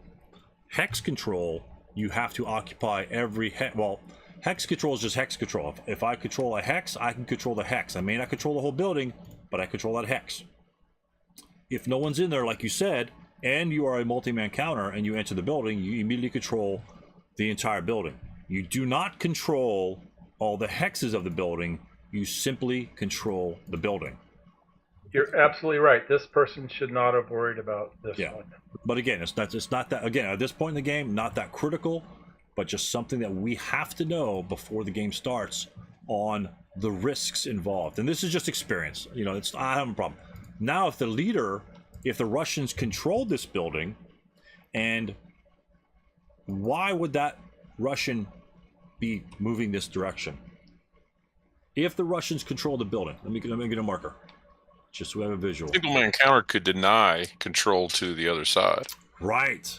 If he's still in the building. So if he can race there and get there first, this guy actually has to get rid of that single man counter. He's got to kick him out. He can deny control. He can't gain, but he can deny, as well as broken units. If we have a broken unit here and a German unit here enters the building, it still controls the building. He needs to get rid of that broken unit. They need to be just like you said, Craig. They need to be vacated from the building, and then you gain control of the building. You do not gain control of all the hexes. You gain control of the building, and in ASL, it's even more distinction. So. But not a big deal. This is irrelevant. I really don't think he could do a huge impact because he has a ton of guys over here. I think my backing up screwed some of this up. But these guys are prep firing, doing the best they can. Now we have the fortress in the bottom left, and that's the end of the game. I really like this game here, just in terms of looking at the movements of the individuals involved. Both of them, it looks like both of them did what they wanted to do, right? The Germans successfully defended this building with a lot of units, which means the Russians are not coming there. The Russians had to come up here. Where did the reinforcements end up? Kind of far away from, they're close to an objective, but they had to take some shots. This one's almost like one turn, you have it. So he did a good job, and he rotated them back into the mix. Perfect. 8-1 came down here. Could have made a huge difference in this game. Huge difference, but he did come over and help. Not a problem with that. And Matheson did get across the road where he wanted to go. His guy happened to break later. Some other units got broken. Again, those are just dice rolls. I don't care about the dice rolls. But we want to minimize the effect of their fortuitous dice rolls by not stacking. This is a perfect example of not wanting to stack when you've got some serious firepower that can come to bear on you. Just spread out a little bit. Remember, what's another thing? Remember, okay, you say, Stu, I stacked them because I don't want to take the -2 in the open when I'm moving, all right? Okay. I don't want, what the shit? These are weird, okay. All right. Let's say, Stu, I moved him here because I don't want to take them, I want to move into the building next turn. I didn't want to take the -2 in the open. Okay. Let's say we're right here. All right, let's say we move over here. You assault move. What's the firepower in this unit by both of these stacks? I'm firing him against him right now. I assault move. What's the attack? 12 even, according to the rules. 12 even according to the rules. Yep, SSR. Because that's not first fire move in the open. SSRs, people. Take advantage of your SSRs, knowing that you can assault move in the open and not get any minus modifiers. 12 even, subsequent to fire. We can assault move. Let's see he was already here, or maybe he was over here. We can assault move here for whatever reason. Those are all even shots. None of those are minus shots. Those are even. Better than nothing, right? It's better than no. We don't have any minus modifiers. Those are all even shots, and then we can do with what we wish. Use your scenario special advantage of, okay, I want to get across the street, assault move, 0 modifiers, and then I'm over. Instead of 1, 2, 3. That's it goes from -2 to 0 is what it goes to. You survive, especially with 8 morale. You're surviving most shots right there. If you had 3 guys crossing the road, you know, definitely 2 of them's making it. I can almost guarantee 2 guys are making it. 1 guy's gonna break. All right, and then where's he going? Where's our broken unit going? We're going to reinforce the Citadel. Where's he going when we came from R6? This guy. He breaks us right here. We said, ah, shit, that's my 8 morale unit. Where's he going in the route phase? Yep. Yeah. 6. Yeah, 2-4. You just gave him another. You just gave him another move phase. These guys can only move 1 hex. This guy goes here, tries to rally in the German player turn. No effect. Rallying our player turn. Now we're on the front line. You don't care if they break, because that's where you're going. As long as you can route that direction, break me. You give me 2 more hexes instead of 1. You just if there's no way to be honest with you, it's really odd. I haven't realized this until just this year, gentlemen. If he's moving across this road, right? If he's got all these guys, unless you got a giant fire attack, you can just literally just kill him straight up. If you break any one of these leaders, any one of these units, and you can't stop him from routing forward to a decent leader, let's say this is a -1 leader or anything. I mean, it's your turn. If you can't draw fire upon this, which let's say this is a situation, you're not going to be able to draw fire on it, or maybe not want to move anybody over there because you've got this stack of mess right here. You're not going to be able to DM this guy. Maybe not even shoot. Maybe you don't want to take a shot. You don't want to fire 2 -2 and a 4 -2 to break both these guys, because then both of those guys will end up on top of the leader and then have a leader rally next time. Remember, these are 8 morale units, so they'll need 9s to rally at the beginning of the Russian turn, and they're right on the front line, whereas this guy's going to advance here. As strange as that may seem, you might not want to fire at them. Now, since if you know your opponent likes to break, and oh shit, I'm just gonna route back to where I came from, then you fire on him every single day of the week. Then you fire on him every single day of the week. For people that can't use the route phase to their advantage, you shoot all day long and you break all your weapons trying to break these guys. Oh shit, I got a route 2, 2, 4, 6, 2, 4. I'm out here. If that's your opponent, you fire all day. If you play anybody else in this room, you better hope that you can DM this guy later, because they're routing forward. It doesn't do any good to break these guys unless you can double break them. If you shoot them here and then shoot them from over here, cause a little bit of casualties, absolutely. If all you're going to do is break him, he's routing forward. Bit weirdness. That's the weirdness. But that's what the route phase gives you. Don't think this. Don't think that. All right. So let's go on. Any questions on this one here? There's a lot of little things about keeping guys alive, stuff like that. To be honest with you, the center part, the only thing I'm really concerned about is the demo charge. You're in good terrain. Can he lead first? Absolutely. If he wants to lead first and draw the fire, because he will draw the fire, and these guys could then move in here for free, and that was the plan. Absolutely, that's the point. That's what we covered in John's and Steve's replay of their game, where the Russians are attacking the village and they had demo charges. If you want him to fire at the demo charge guys first and have the other guys jump into close combat, do that. If you want the reverse, then you do the reverse. You move the other guys first, and then your demo charge guy last. It all depends on what you want. I don't know what the Russian player wanted to do. Maybe that's what he wanted to do. Draw the fire first, good terrain. I mean, Good, decent 12+2 on that stuff. Maybe even 12+3, because he could have assault move 2. Well, no, he couldn't have. He could have 2, then 4. Still, good defense. I mean, the defense isn't that bad. But if he definitely wanted to place the demo charge, his best chance is to try to dry the fire if he was going to move there anyway. So that's the biggest thing in the center part. I love the Germans' reaction over here. The Russians' attempt to go over here end game, perfect. That's perfect thinking. I don't need to sit here. That's a good attempt, not a problem. And their attempt down here was really good on both sides. I think it was a solid game on both sides. And a lot of things that I picked up that I didn't necessarily see the first time through. I love this. I didn't see this until later. I love the 8-1 coming over and helping instead of coming over here and being no help at all. I love this. This is really good. This is what you guys need to see. See the whole board, and it can be really. This could pay dividends. This could pay huge dividends for you. Oh, you're at 29 minutes, Stu. You're just a little over. Okay, we're done. We're done with this one here. So, any questions on this one, gentlemen? We're going to the next one. All right, hearing none. Let me load up the next one. And again, it's not a criticism on the players. I love the way those guys played that game. Let me pick the words.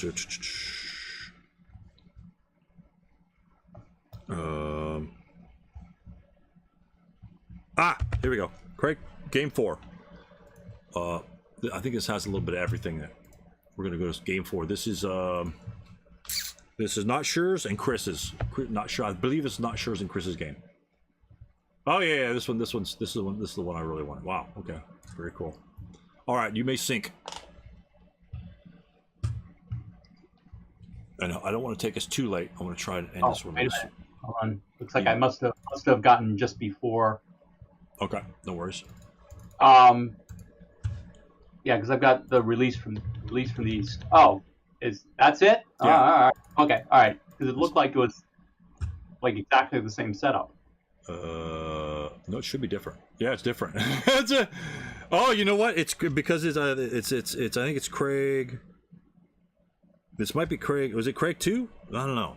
But yeah, it does, doesn't it? Maybe he borrowed a setup. I don't know. But it plays slightly. There's a couple things I saw in here. -1 in the middle of the street. Yeah. Well, it's maybe a slightly different. We got a bunch. We got a bunch of guys on the left, so he might switch those around. But I don't think it's the same game. All right. Okay. All right. But the setup is the same, so we're not going to bother with the Germans' defensive setup. Russians setup here.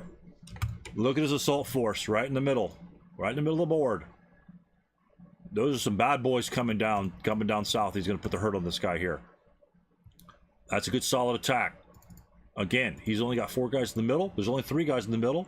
They can duke it out in the middle and see who wins. Are these guys going to come reinforce? What do you think? Given this setup, and he's leaving 5 guys off with 8-1 leader. What's going to happen with our Germans on the right-hand side? What does he have to worry about? Same thing as we had last time. Yeah, he has to worry about the swarm into that building over there. Yeah, so he can't. So you really can't commit, right? The 9-2, what is he looking at? This is different from the last scenario, gentlemen. Remember, we had our horde come in the middle, and that's why I love this scenario. We have exactly the same defensive setup, but what are our defensive choices as the German? What are we looking at defensively as a German? These guys on the right's pretty much the same thing. We can't commit because we've got 5 Russians coming off board. We don't know. They could come up the top, right behind these guys. Possible. They can come to the right, which is highly likely because that's like 3 hexes and you get a victory building. Not a problem there. And then we've got our giant stack over here on the left-hand side. Where's the 9-2 going in this situation? Where would you put him? You know, he could do 2 things. He could react to the middle, kick the living crap out of these guys, and then just kind of like end that middle assault there once and done. But he has to worry about this penetration here. So does he stay, defend the road? Does he move to the building? Don't know. That's your choice as a defender. Those are decisions that you make based on your plan. And there's no right or wrong about that. You know, this is a tough decision to make because now essentially, how many directions are the attackers possibly coming from? By turn 3, when he sets up his units, how many directions can the Russians be attacking from? All right, let's say we bring them on the right-hand side. All these guys, boom. Be 3. 3 directions. How many squads do we have as the Germans? We have 9 squads. So if you divide it up evenly, 3 are defending, 3 are defending, 3 are defending. Who's going to lose in that situation? Probably these guys over here, because we have like 6 squads and a demo and 2 lights and a 9-1. Right? There's a medium somewhere on here. I think we're missing a medium. I think it's placed on later on. Hopefully it does. But and then we got 5 guys over here. 5 to 3. You know, 8-1, 8-1. Same ratio. Same defensible terrain, but we have more squads. And what else do we have as the, let's say this happens. What else do we have as the Russians? If we're over here. Well, they don't have a 9-0 this time. Right. Ah, oh, there's the medium. The medium's kept off board. Yeah, 9-0. Thank you. Whoever's game this is. I think, let's see. Craig 2 versus Chris. Thank you. Somebody check the card. Or somebody remember to be bitching about the scenario. 8-0. Makes a big difference. So, if this is the situation on the left-hand side, what can these guys do?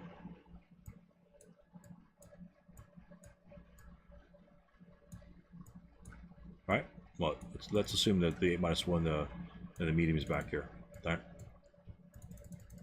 Those are all assault moves, right? What are the modifiers? We assault move in the open in this scenario. Oh, yeah, be 0, yeah. Zeros. I mean, we probably don't want to do that. They have a lot, but the point is they could still cross the street with reduced risk, and they still have 8 morale. Do they want to do that? Probably not. But let's say this guy wasn't over here and he's still defending over here, and this was the situation. This is much more feasible than the 8-1 going to blast you right there.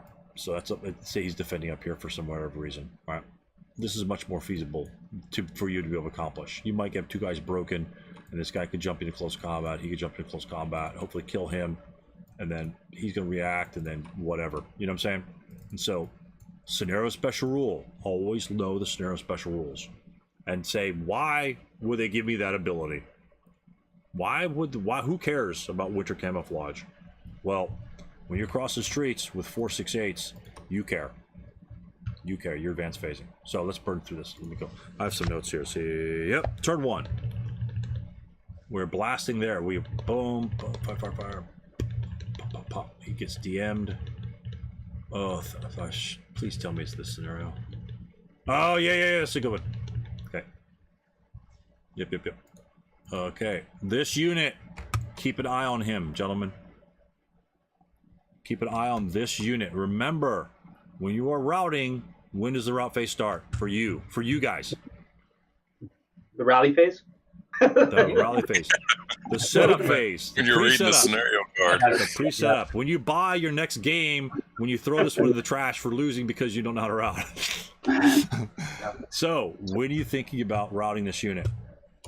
Oh, he's dead. He can't route. Shh. You're thinking in the movement phase. Okay, so let's continue. All right, a couple things happen here. Okay, this route, don't let me pass this route phase. Wait, what? Hold on.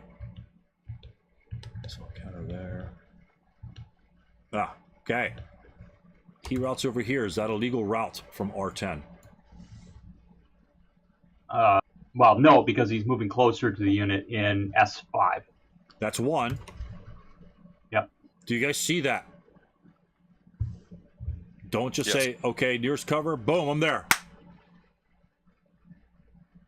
You're not even going there first. You're saying, okay, where's the closest cover and movement phase? Well, it's not this way because it's closer to this guy. It's could be here, and it could be here. I don't know which way that is. I don't remember if this guy fired up on him. If you remember that if this guy actually fired up on him, then you know it can't be these ways. So if you have line of sight and you get a free check, and you better be taking your lines of sight because it's just a legality. That is a clear line of sight. What's that range? That range is 6. What is the range to S10? 5. Getting closer. Can't go to S10. We can't go here. We can't go here. Where are we, gentlemen? Where do we start the route phase? Oh, sorry. Yep. What terrain are we in?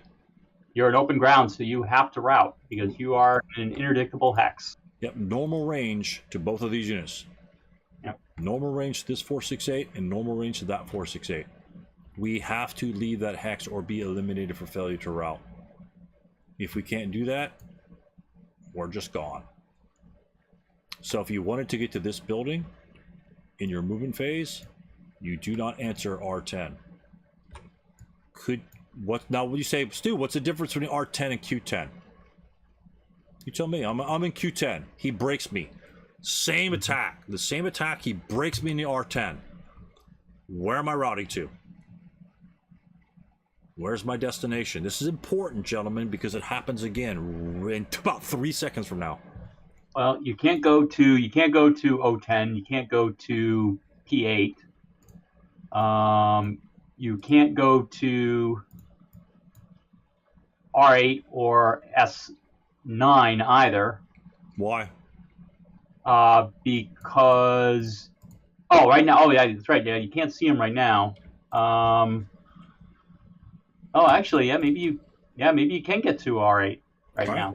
Right. Yep, you can get to R8 right now. We can go to R8 because this guy's not in our line of sight, right? At the beginning of the route phase, this guy's not in our line of sight. We don't care. Yep. We don't care. This might actually be out of line of sight to this guy, but we have 8 morale. Well, assuming we have 8 morale, I don't know if we did. And our leader's right here. We probably just go 1, maybe take some interdiction, 2, 3, and then let me unhip these guys. Sorry. And then these guys can spread down, and our leader can go over here to do some rallying. Right? You know, we won't need him for combat up here. Let me look at that. Do you need this 9-1 leader with that stack? If you want to attack this guy here, do you need this guy with that stack? That's a 16 plus 3. 16 plus 2 is going to be the same damn thing.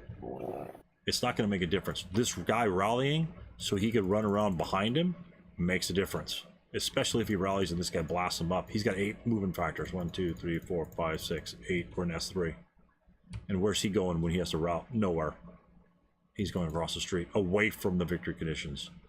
So, 2 benefits. You get to rally him and you get to move 8 movement factors. Okay. This guy's dead. Okay, next unit. Any questions on that, gentlemen? Does everyone understand that? It's very important. Very important. There's a huge distinction of being an R10 and Q10. Yep. Huge. If you break here, he just eliminated a unit by rolling. Let's say he didn't even fire upon you. Let's say he fired on you long range with the LMG. 1, no modifiers.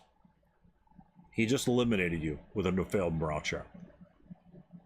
When you break, you're just gone. And because this guy's over here, he fires something else. He did not eliminate you in Q10. He does not eliminate you in this hex. He does not eliminate you in this hex. So, if you are defending, and you have a choice between this hex and this hex to fire upon him, let me hit these guys. If I move it on board, okay, if I'm moving this guy here, it's like, ooh, I want to fire on you right there. It's like, I'll wait till you get the buildings so you don't get the buildings. If you wait for, and let's say he has an LOS, let's say the LOS is had by either of these units to this location, and you fire on him. Do you want to fire on him here, or do you want to fire on him there?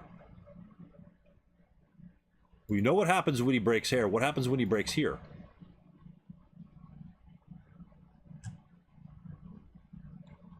We break him. We're going to wait. We're going to shoot on him. We break him. Boom. We got LR failure, whole 9 yards. Does this unit fail to route? Does he die? Or can he route someone? You can route. Yeah. Where can he route? He can't route this direction, right? Yeah, absolutely. He's not getting any closer to this unit because that's 5 hexes. That's 5 hexes. Now he can route away. Mm-hmm. Do we want to route up there? For the Russians, it's better than dying. And that's the only choice we got. So he's happy. And the next best thing about routing up there as a Russian, instead of dying, right? Let's say you're playing against someone who's got that LMG. He wants to keep you DM'd all the time. This guy's out of it for a couple turns. He's gonna be because most likely you got broken guys over here you have to worry about. We're gonna talk about shit. We're gonna talk about that one in a second. Okay, if the German likes to, if your opponent, and this, you guys will know your opponents when you play them a couple times, when you play a guy that likes to keep guys DM'd and he's way the hell out of battle, and let's say these guys are moving up, these guys are heading, these guys like right here, right? And it's the big stack of dudes. Let's say, oh, I want to keep that guy DM because, you know, I like it. Which is, if it's part of his game plan, if it's a very important part of his game plan, it's huge. But let's say he just wants to pop a shot over there with his LMG. Right? That's kind of what we want. By having a broken unit there, we reduce his firepower on our 6+3 stack over here. It's not a great shot, but it's one column. It's like a -1 leader. It's like a 4 attack with a -1 leader. It's the same thing when you add the LMG to him. Now you just took the -1 away. He's going to DM this guy, which does nothing for the German because he got this whole stack here just pouncing on him, right? And he could mouth the weapon, which means it's even better for the Russians. And then he's just distracted by that guy. And if he's distracted by that guy, that's what we want. Remember the same thing here. If this unit moves here, and this is the situation, who's the 9-2 going to fire on? Who's he going to fire on?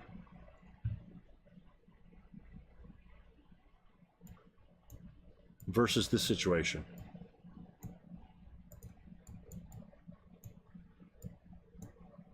Who's the 9-2 going to fire on in this situation? Nobody. Oh, the 8-1 could be 8-1, could be the medium, could be here. Okay. Oh well, if all those units are there, okay. Right. If all these guys are here, who's the 9-2 firing on? We don't know. You're making him make a decision. That's a hard decision. I don't know who he's going to fire on. There's no right answer. All depends on who he wants to fire on. Now, if you're this situation, who's he going to fire on? The only target he has available to him. So, this is another reason why we wouldn't want to stack. If we give him multiple targets, guy might beat up, but against that -2, 9-2, we might not want to have a guy out in the open. But let's just say for whatever reason, we spread it out. So, again, who's he going to fire on if we have this situation? We've got a demo on our leader here. Big key target, right? He's going to blow up our guy with a demo charge. Or we could fire up this guy, right? 8-2 in the open. Not a bad shot. That's a good point. Fire here. 8+1. Break the guy in the back. These guys are at the front that these guys might be able to handle, right? It's all situational. All depends on what the player wants. And that's his decision. But if we stack them all up, you only give him one decision. You know, you give him one decision. Even if this were the case, you know, even if this were the case, it's like, move that guy there. You know, who's he going to fire on now? Or maybe let's say this were the situation. It's a little bit better. At that case, I would still fire. The situation here, you still give him a decision to fire upon. He could choose the juicy stack here, or we could choose this guy. You know, this guy is one assault move away from the victory conditions. This guy is an open ground away from the victory conditions.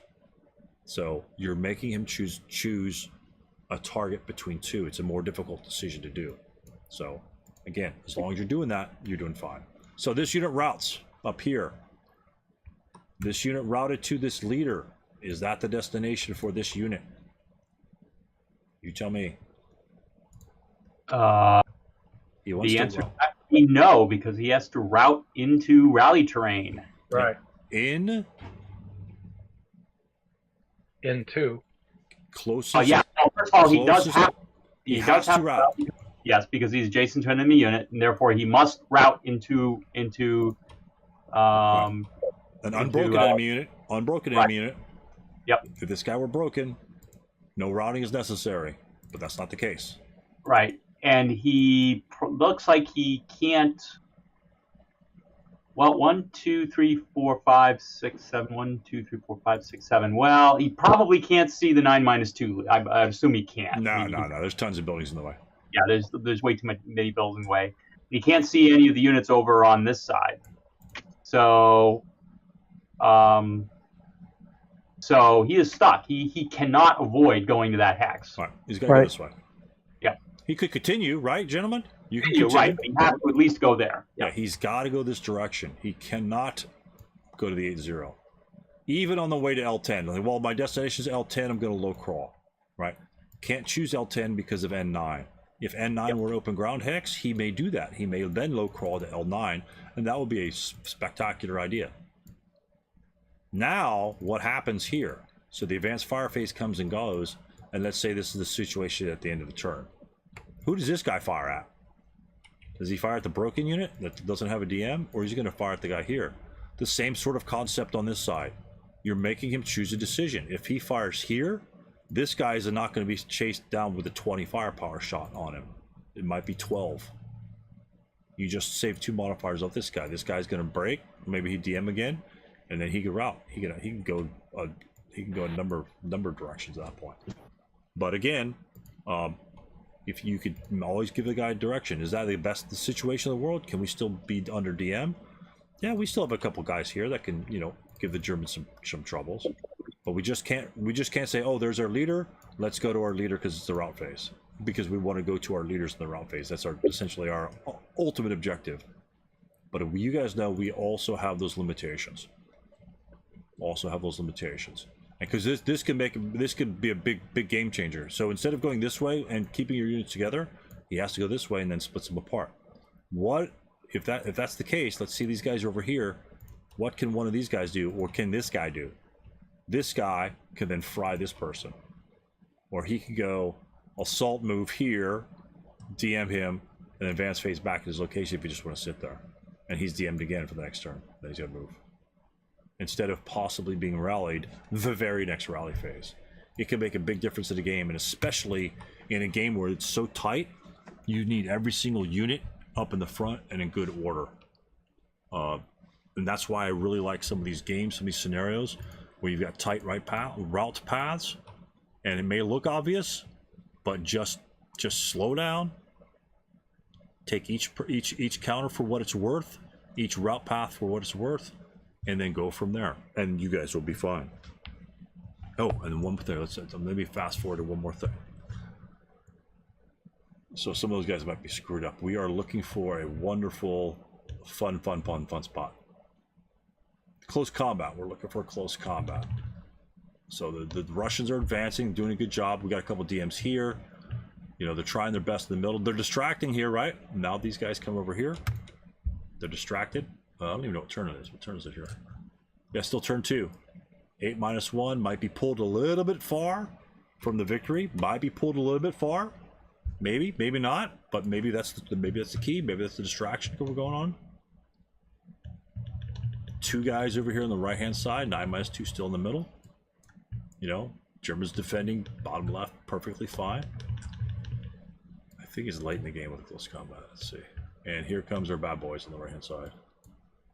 I think they're all hip.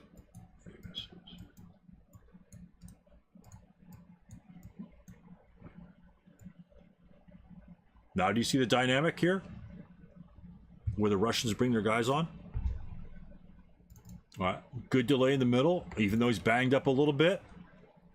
Right, he's banged up a little bit in the middle. He's banged up a little bit in the center. Not a problem. We can always come back from that. We do have lots of firepower, and there's only 3 squads. Another thing, what is in building L5, or not in building L5? No leader there again. No leader. He's close, but he's not over here. And the same thing over here. What's not in D2? No leader. So he's been pulled from one objective or the other. So he had to make a decision. He decided to kind of go over this way. He's kind of cheating back to this building here, which is fine, because it's unlikely these guys are going to be eradicated by the time he can make it back to that building. So that's a perfectly fine location there, because the 9-2 might want to stay here because of the forces over here. So it's difficult to commit the 9-2 when you have units pounding down on one squad and another squad over here, because you know one squad breaks, half his force is gone. So you really can't take a chance. So I think the log screwed up here a little bit. I want to get into a close combat here. And look at this massive stack that just kind of moves right by him. Just crazy. That's some danger. Danger, Will Robinson. Mm-hmm. The guys are still taking a pounding in the middle, but that's okay. What has he done to the guys in the middle? He's tied down almost a 1-to-1 almost a 1-to-1 completion. He's tied down German units. The Russians have more units than the Germans, so if he could tie them either in close combat or distracting them, then he's doing his job. He may probably never wanted to take the center building anyway. You know, or he thought, well, if I get lucky over here, then I can come over here and get this one. That's fine, that's fine. But he's tied up the equal number of force. You know, and we're winning because now the Russians over here have a 5-to-2 ratio lead, which is fantastic because then these guys can reinforce over here. So these guys hopefully will get annihilated by the Russians if that's the Russians' plan. And then the guys over here, you know, they still have to defend that building. I mean, they have no choice. So there's the close combat. Where is it? I should have put on more. Oh, yeah. Yeah, this is important. 2 things, and then we'll be done. Again, right here, look what happened. They're still counterattacking. The Russians are still counterattacking that center building. And the 8-1 and his buddies went back over to the right-hand side. Perfect. Not a problem either side. The 9-2 is still in limbo, right, guys? Mm-hmm. He's still in limbo. Where do I want to go? I don't know which direction I specifically want to go because these guys right here in the middle can go either way. That makes it really hard for this guy to make a decision. I like that on the Russians' part. Give him a hard decision to make. If he commits here, all these guys are going this way. If he commits here, all these guys are going this way. So it's really stuck. Really difficult decision for the Germans to make because these guys are on a razor's edge. If they break, they're going to be in big trouble. And did they break? Nope. Maybe not. Advance fire. We got some melees on the right-hand side. Tie them up, blow them up. We got some CCs right here in the middle. I know these guys just come back. And that guy got broke by somebody. Okay, something happened there. He got broke. 248. That guy gets killed there. Not a problem. Because we got some other guys coming up, but we got the 9-1 on the left-hand side reinforcing. And the Russians took the building on the right-hand side, knocked the Germans out. I think may have killed one guy, which is cool. But we knocked them out. And now the Germans can, knowing the timing, the Germans probably are looking at the clock. Oh, turn 4. Russians are kind of committing to the middle. Now we get to move our 8-0 over. This is perfect. And how is he moving him? He's behind lots of cover. He's behind lots of cover. He can easily make it to the building. 1, 2, 3, 4, 5, 6. Advance next turn. If he desperately needed to. Okay. So he can get within the vicinity there. Or he could just stay here, and guess what? Now we've got the road covered because the Russians are going to be wanting to come this way. So he's making his choice to move now. Oh, he's good right now. Boom, boom, boom. Yep. So he's counterattacking the Russians down there to keep them at bay. Perfect. Ah, here we go. This is what I want to look at. Close combat right here. 2-1. Okay, the Russians have the Germans at 2-1 ratio. I'm going to move it right over here. Okay, that's our melee. 2-1. The Russians roll. Oh, darn it. The Russians roll. I think Chris rolls a 3. That will kill the 248. Correct? That'll do it. Yep. Right. I think Craig rolls a Snake Eyes. Because they just probably hit the wrong button. Snake Eyes. So let's see what happens. I think he was. Come on. Did I screw it up? Come on, tell me I screwed it up. Anyway, let's see. Let me double check. Oh no, you're in the. Oh yeah, you're in the. Yeah. Close combat. Yeah, I screwed it up. All right. So what happened was this happened. When you roll a Snake Eyes in close combat, get your chart out. If not, you should look at the heat of battle. The previous. Where's it, Mark? Yeah, I think it was the previous turn. Yeah, leader creation. Because I move things around, it screws it up. Which leader creation? When does leader creation occur? A die roll following an original Snake Eyes on the first multi-man counter self-rally, the multi-man counter self-rally, right, or any multi-man counter close combat dice roll. This is a multi-man counter. It's a 248, and this is his dice roll. He rolled Snake Eyes. Okay, and it's not applicable for Finns and Japanese because they don't really rely on leaders. So he gets a -1 leader out of that. What happens now? Well, at that moment, you immediately recalculate the odds. So now the Russian player, instead of having a 2-to-1 attack, has a 1-to-1 attack, which might change the odds. Although if the Russian rolled a 3, that wouldn't change the odds; they'd still be eliminated. Okay, let's say he rolls a 5. If he rolled a 5, then he might be in trouble, because a 5 on a 1-to-1 would be a casualty reduction. So then you'd have to, by random selection, choose which unit is eliminated, the leader or the squad. Right. The leader or the half squad. Yep. Right. So even though the Russian rolled first, Russian gets that first roll, bam! Okay, I killed all your guys dead. I roll Snake Eyes. In situations like this, where it's a 2-to-1, let's say he rolled right on what he needed to, a 7. Let's say he rolled a 7 dice roll on his attack. I don't know what he rolled. I lost track. He rolls a 7, would kill the 248. The 248 then rolls a Snake Eyes and say, okay, I got you 2. We're both eliminated. Whoop, stop, timeout. Snake Eyes, generate your leader. As Mark says, it will change the odds for the 447. Instead of being 2-to-1, it will now be a 1-to-1, and a 7 will not kill the 248. Meaning that the Snake Eyes that the 248 rolled, and by the way, he gets to add the leadership modifier to it. Yep. So if he generated a 6+1 leader, he'd be adding 1 to his dice roll, but a 3 will still, 1-to-2, 3 will still kill that unit. Yep. If you were counter exhausted, then it would counter, it would CRM, but that's just modifiers. But the point that I'm making here is recalculate the odds, and sometimes it can make a big difference in the resolution of that specific hex. And again, in situations like this where you're dealing with high density units, you need every single body counts. Every single counter in this game counts. And so that, just like the broken unit over here that died, and just like the routing to the leader over here was inadvertent, he needed to go this way instead of that way, that rallied unit coming into this building a turn early could be this guy engaged in close combat. As a matter of fact, it could have been anyway. You know, it could be this guy causing this to occur. So yes, those are little errors like that, but that little things like that, as long, again, the same thing with the routing, the same thing with options you have, the more that you're comfortable with in doing what you need to do with your units, knowing that, you know, stupid CC roll over here or whatever like that, but just in terms of routing, as long as you know you can do 4 or 5 different things in routing, you can begin to control the game. And there are lots of rules, and this is just an experience thing probably. The more experience you become at it, the more you just look over the charts every single time you look at leader creation or Snake Eyes or whatever. Just read the whole thing. Read rolls. Okay, self-rel. I have to read them all the time. You know, heat of battle. I don't know those modifiers. I've been playing for 20 years of heat of battle.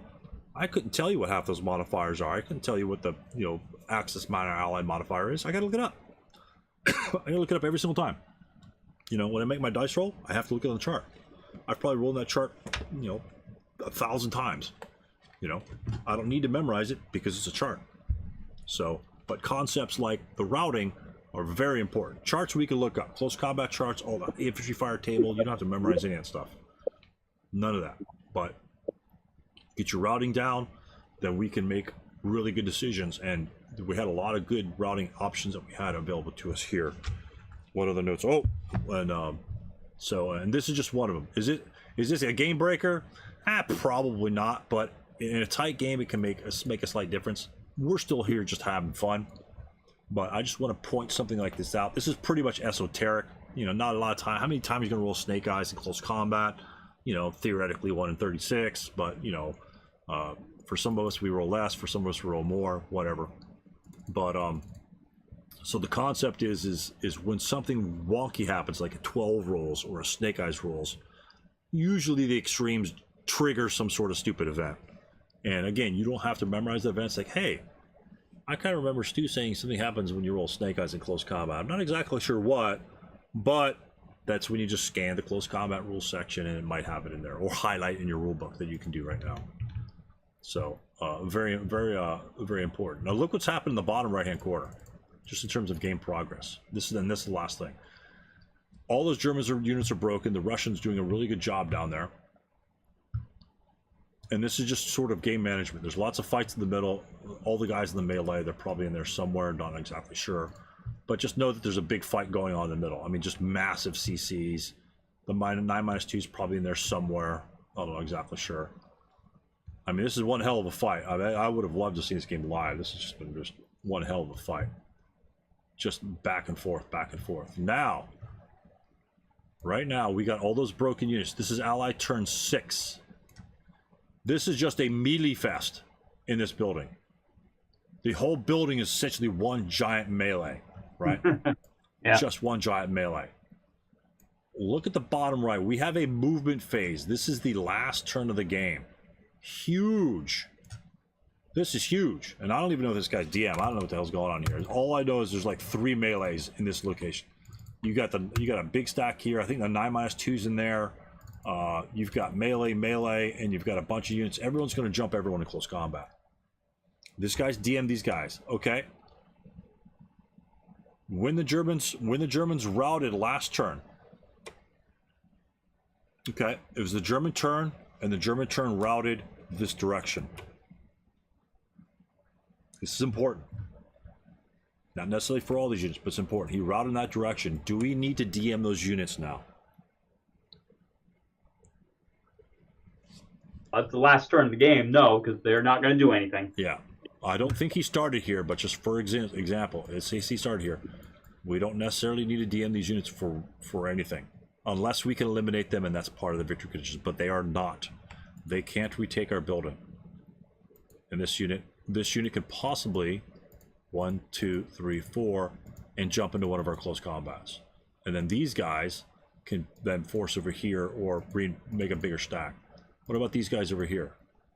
2, 3, 4, 5, 6. Too far. But the 8-1, can he make it over to the building? Oops. Can the 8-1 make it to one of these close combats? Looks like we got some sort of counter exhaustion here. Nobody else. Right, yeah. If you want to go CX, yeah. If you want to go CX, you can get to here and then advance in. Right. Drop that. We get CX, get to here. Even if we take a shot, you know, whatever, at least this guy's alive. This guy's going to jump into close combat anyway, and he's CX, so we don't care if we're CX'd. But we could pull our 8-1 to this location, be CX'd, and at least the 8-1 leader can cancel the effects of the CX from the other unit in terms of pluses. Right? Because if we have everybody CX'd in here, it's just one big +1 for being CX'd. The leader will help cancel that. Okay, might give us a man advantage, and we know in close combat we need every point that we can get, baby. We need every point. Oh my God, there's close combat that's just murderous on squad leader. So, and it could possibly change the ratio slightly in our phasers. You know, maybe it goes to a 3-2 instead of a 1-1. That's about all the difference a lot of times it'll make, especially if you have a -2 leader in there. So, but I just want you to point that out. I mean, you know. Know this is the 4th quarter. We got 2 minutes left, and the guy doesn't have, and you're ahead, and your enemy doesn't have any timeouts. Do we need to score? No, we just plop on the ball, and the time just runs out. It just runs out. This is the same situation. The time's running on these Germans. These guys can't do anything. They don't have any timeouts left to go back in that building. We're taking everything, and we could just vacate whatever we can do. Hell, if we can't make it the whole way, make it here, fire 2+3. You know, if we can get up to here, 2+3, 4+3. Whatever. You know, 4+4. Maybe we'll get a pin task check. A 4+4, a roll 3, that's a pin task check. And what does the pin task check help us do? It helps us survive in close combat. So eke out, squeeze that orange. Bleed that orange dry. You know, every little stupid attack that you can get in there, you could try to get in there. A pin task check makes a huge difference in close combat in terms of your survivability. I'm not exactly sure what happened here. I think everybody died except for like one German half squad. It was a massive fight, and it was just fantastic to see. It was just a ton of guys. Like I said, I screwed up all the counters. No, I think maybe it was all of them died except for like a half squad right here, which maintained control of the building. Oh, yep, there you go. Just fantastic. Just fantastic game right here. This is just a wonderful game to watch and watch and replay. Great. It things was. to do. I'm pretty sure it was the last roll. You know, one of those last things. Yeah, absolutely, absolutely. It's like I said, just it doesn't matter who wins or loses. I think they both did really well. Look how long the 9-2 was kept from out of the building or doing something again. But he was protecting them both by both lines. He doesn't have to. You don't have to be in the building to protect it, gentlemen. The 9-2 was here the entire game, and he was protecting 2 buildings, possibly even 3. You know, he's got good line of sight down this row. Really good spot. You don't want to break and be surrounded there by any chance. But he had supporting cast members. He had guys over here, LMGs, that can cover the road. He had some guys over here, cover the road. He was completely protected.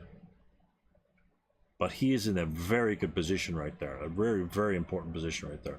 And he didn't enter the fray until here. He happened to get killed in close combat, but the Russians had to throw everything at him. You know, had to throw everything at him. It was just fantastic ending this particular game. And the little half squad. I mean, there's like a bazillion Russians in that building, but 6 guys, the wounded leader and the Hitler Jungen, are in that corner of the building hiding, maintaining control. And that's exactly how you do it. It's exactly how you do it. You squeak out a little win like that. Again, 5-3, right? 5-3. You know, yep. That's a different ratio than 5-2. It makes it much more difficult. This guy could have been injured, wounded, or at the end they could have got a casualty reduction, and it's possible that the 8-0 was selected instead of the crew. Now, if the crew had been eliminated, do the Russians win the game? No, because you still have a leader there. You still have a unit in the building, a good order unit. He can deny control of the building. He can't gain control. The wounded 8-0 can still win the game if this guy were eliminated. Say he was over there somewhere, or maybe like down here in the corner. The Germans would still win the game with a wounded. We had 6+1 leader. Corporal. There you go. Yep. I don't know where it is. One more. Oh, there you go. Wounded colonel. There you go. Wounded colonel. The Germans still win. And again, because this guy can win you the game, because this guy can win. You know what I think about 6+1s? I think they're fantastic units. Because this guy can win you the game, you need to dig deeper in your bag of tricks and evaluate all your units. Can I get these guys there? Maybe these guys can run over here and jump into close combat with that loser. You know, something like that. Or maybe you can surround him, or whatever. Make sure that you get to use everything possible. Did it make a difference in the game, Matt? Maybe not. Maybe these guys are going to jump in here instead of there. Not a big deal. But I just want you to think about it. You don't have to move them. Say, I don't want to have to take a shot in the open. Maybe the guy, for some reason, could do something weird. Maybe just hesitant. Just think about it. All you have to do is, I just want you guys to think about it. What decision you make is then your decision. You guys know that. I don't care how you play your games, just as long as you're thinking about your games instead of just doing kind of like random stuff. Just think, 8-1 leader, he is not going in the open. Keep him in a safe building to rally. That's very high risk. High risk, high reward. Do you need it in this one? I think you got enough Russian squads that could take all the heat for you. I think you could take the heat for you. Mm-hmm. But again, this is a wonderful game. I didn't get the 2. Maybe we'll do them next week. It depends. But I pretty much got what I wanted to do. I think I may go over Craig's game just a little bit last week. Eric's and Craig's game, simply because I think Craig, I don't know whoever the Russian was, had a fantastic entry into like this giant wall of residual firepower. I'll go over that next week. It'll just be the first part, perhaps. And I just wanted to show you on that one because I was like, whoa, wait, hold on there. Is this an SK game or like a ASLSK championship game? By the way that it was moving, it was that impressive. It's like, damn, this is pretty sweet, and just impressed, just a sort of impressive type of movement. And if I could show you that movement, I'll show it to you later. It's already almost 8 o'clock.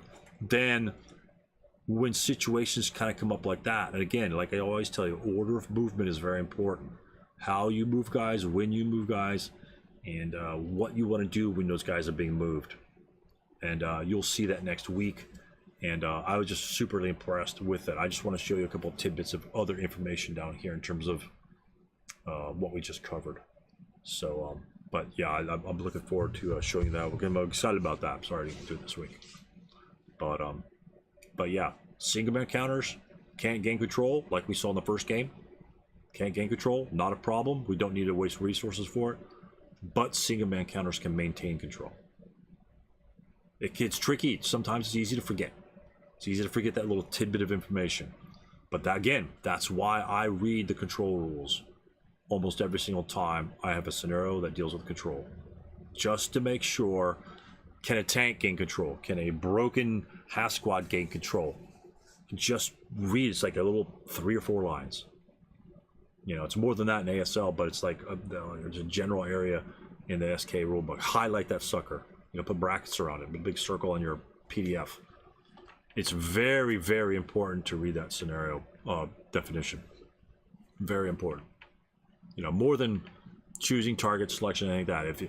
If you know how to maintain control or gain control of buildings, then you know how to allocate your resources in order to do so. You know, maybe back here on the back end with that 9-1, maybe the 9-1 can barely get to the building, but the 4-6-7 or 4-6-8 couldn't get to the 9-1. He just maintained control of the building.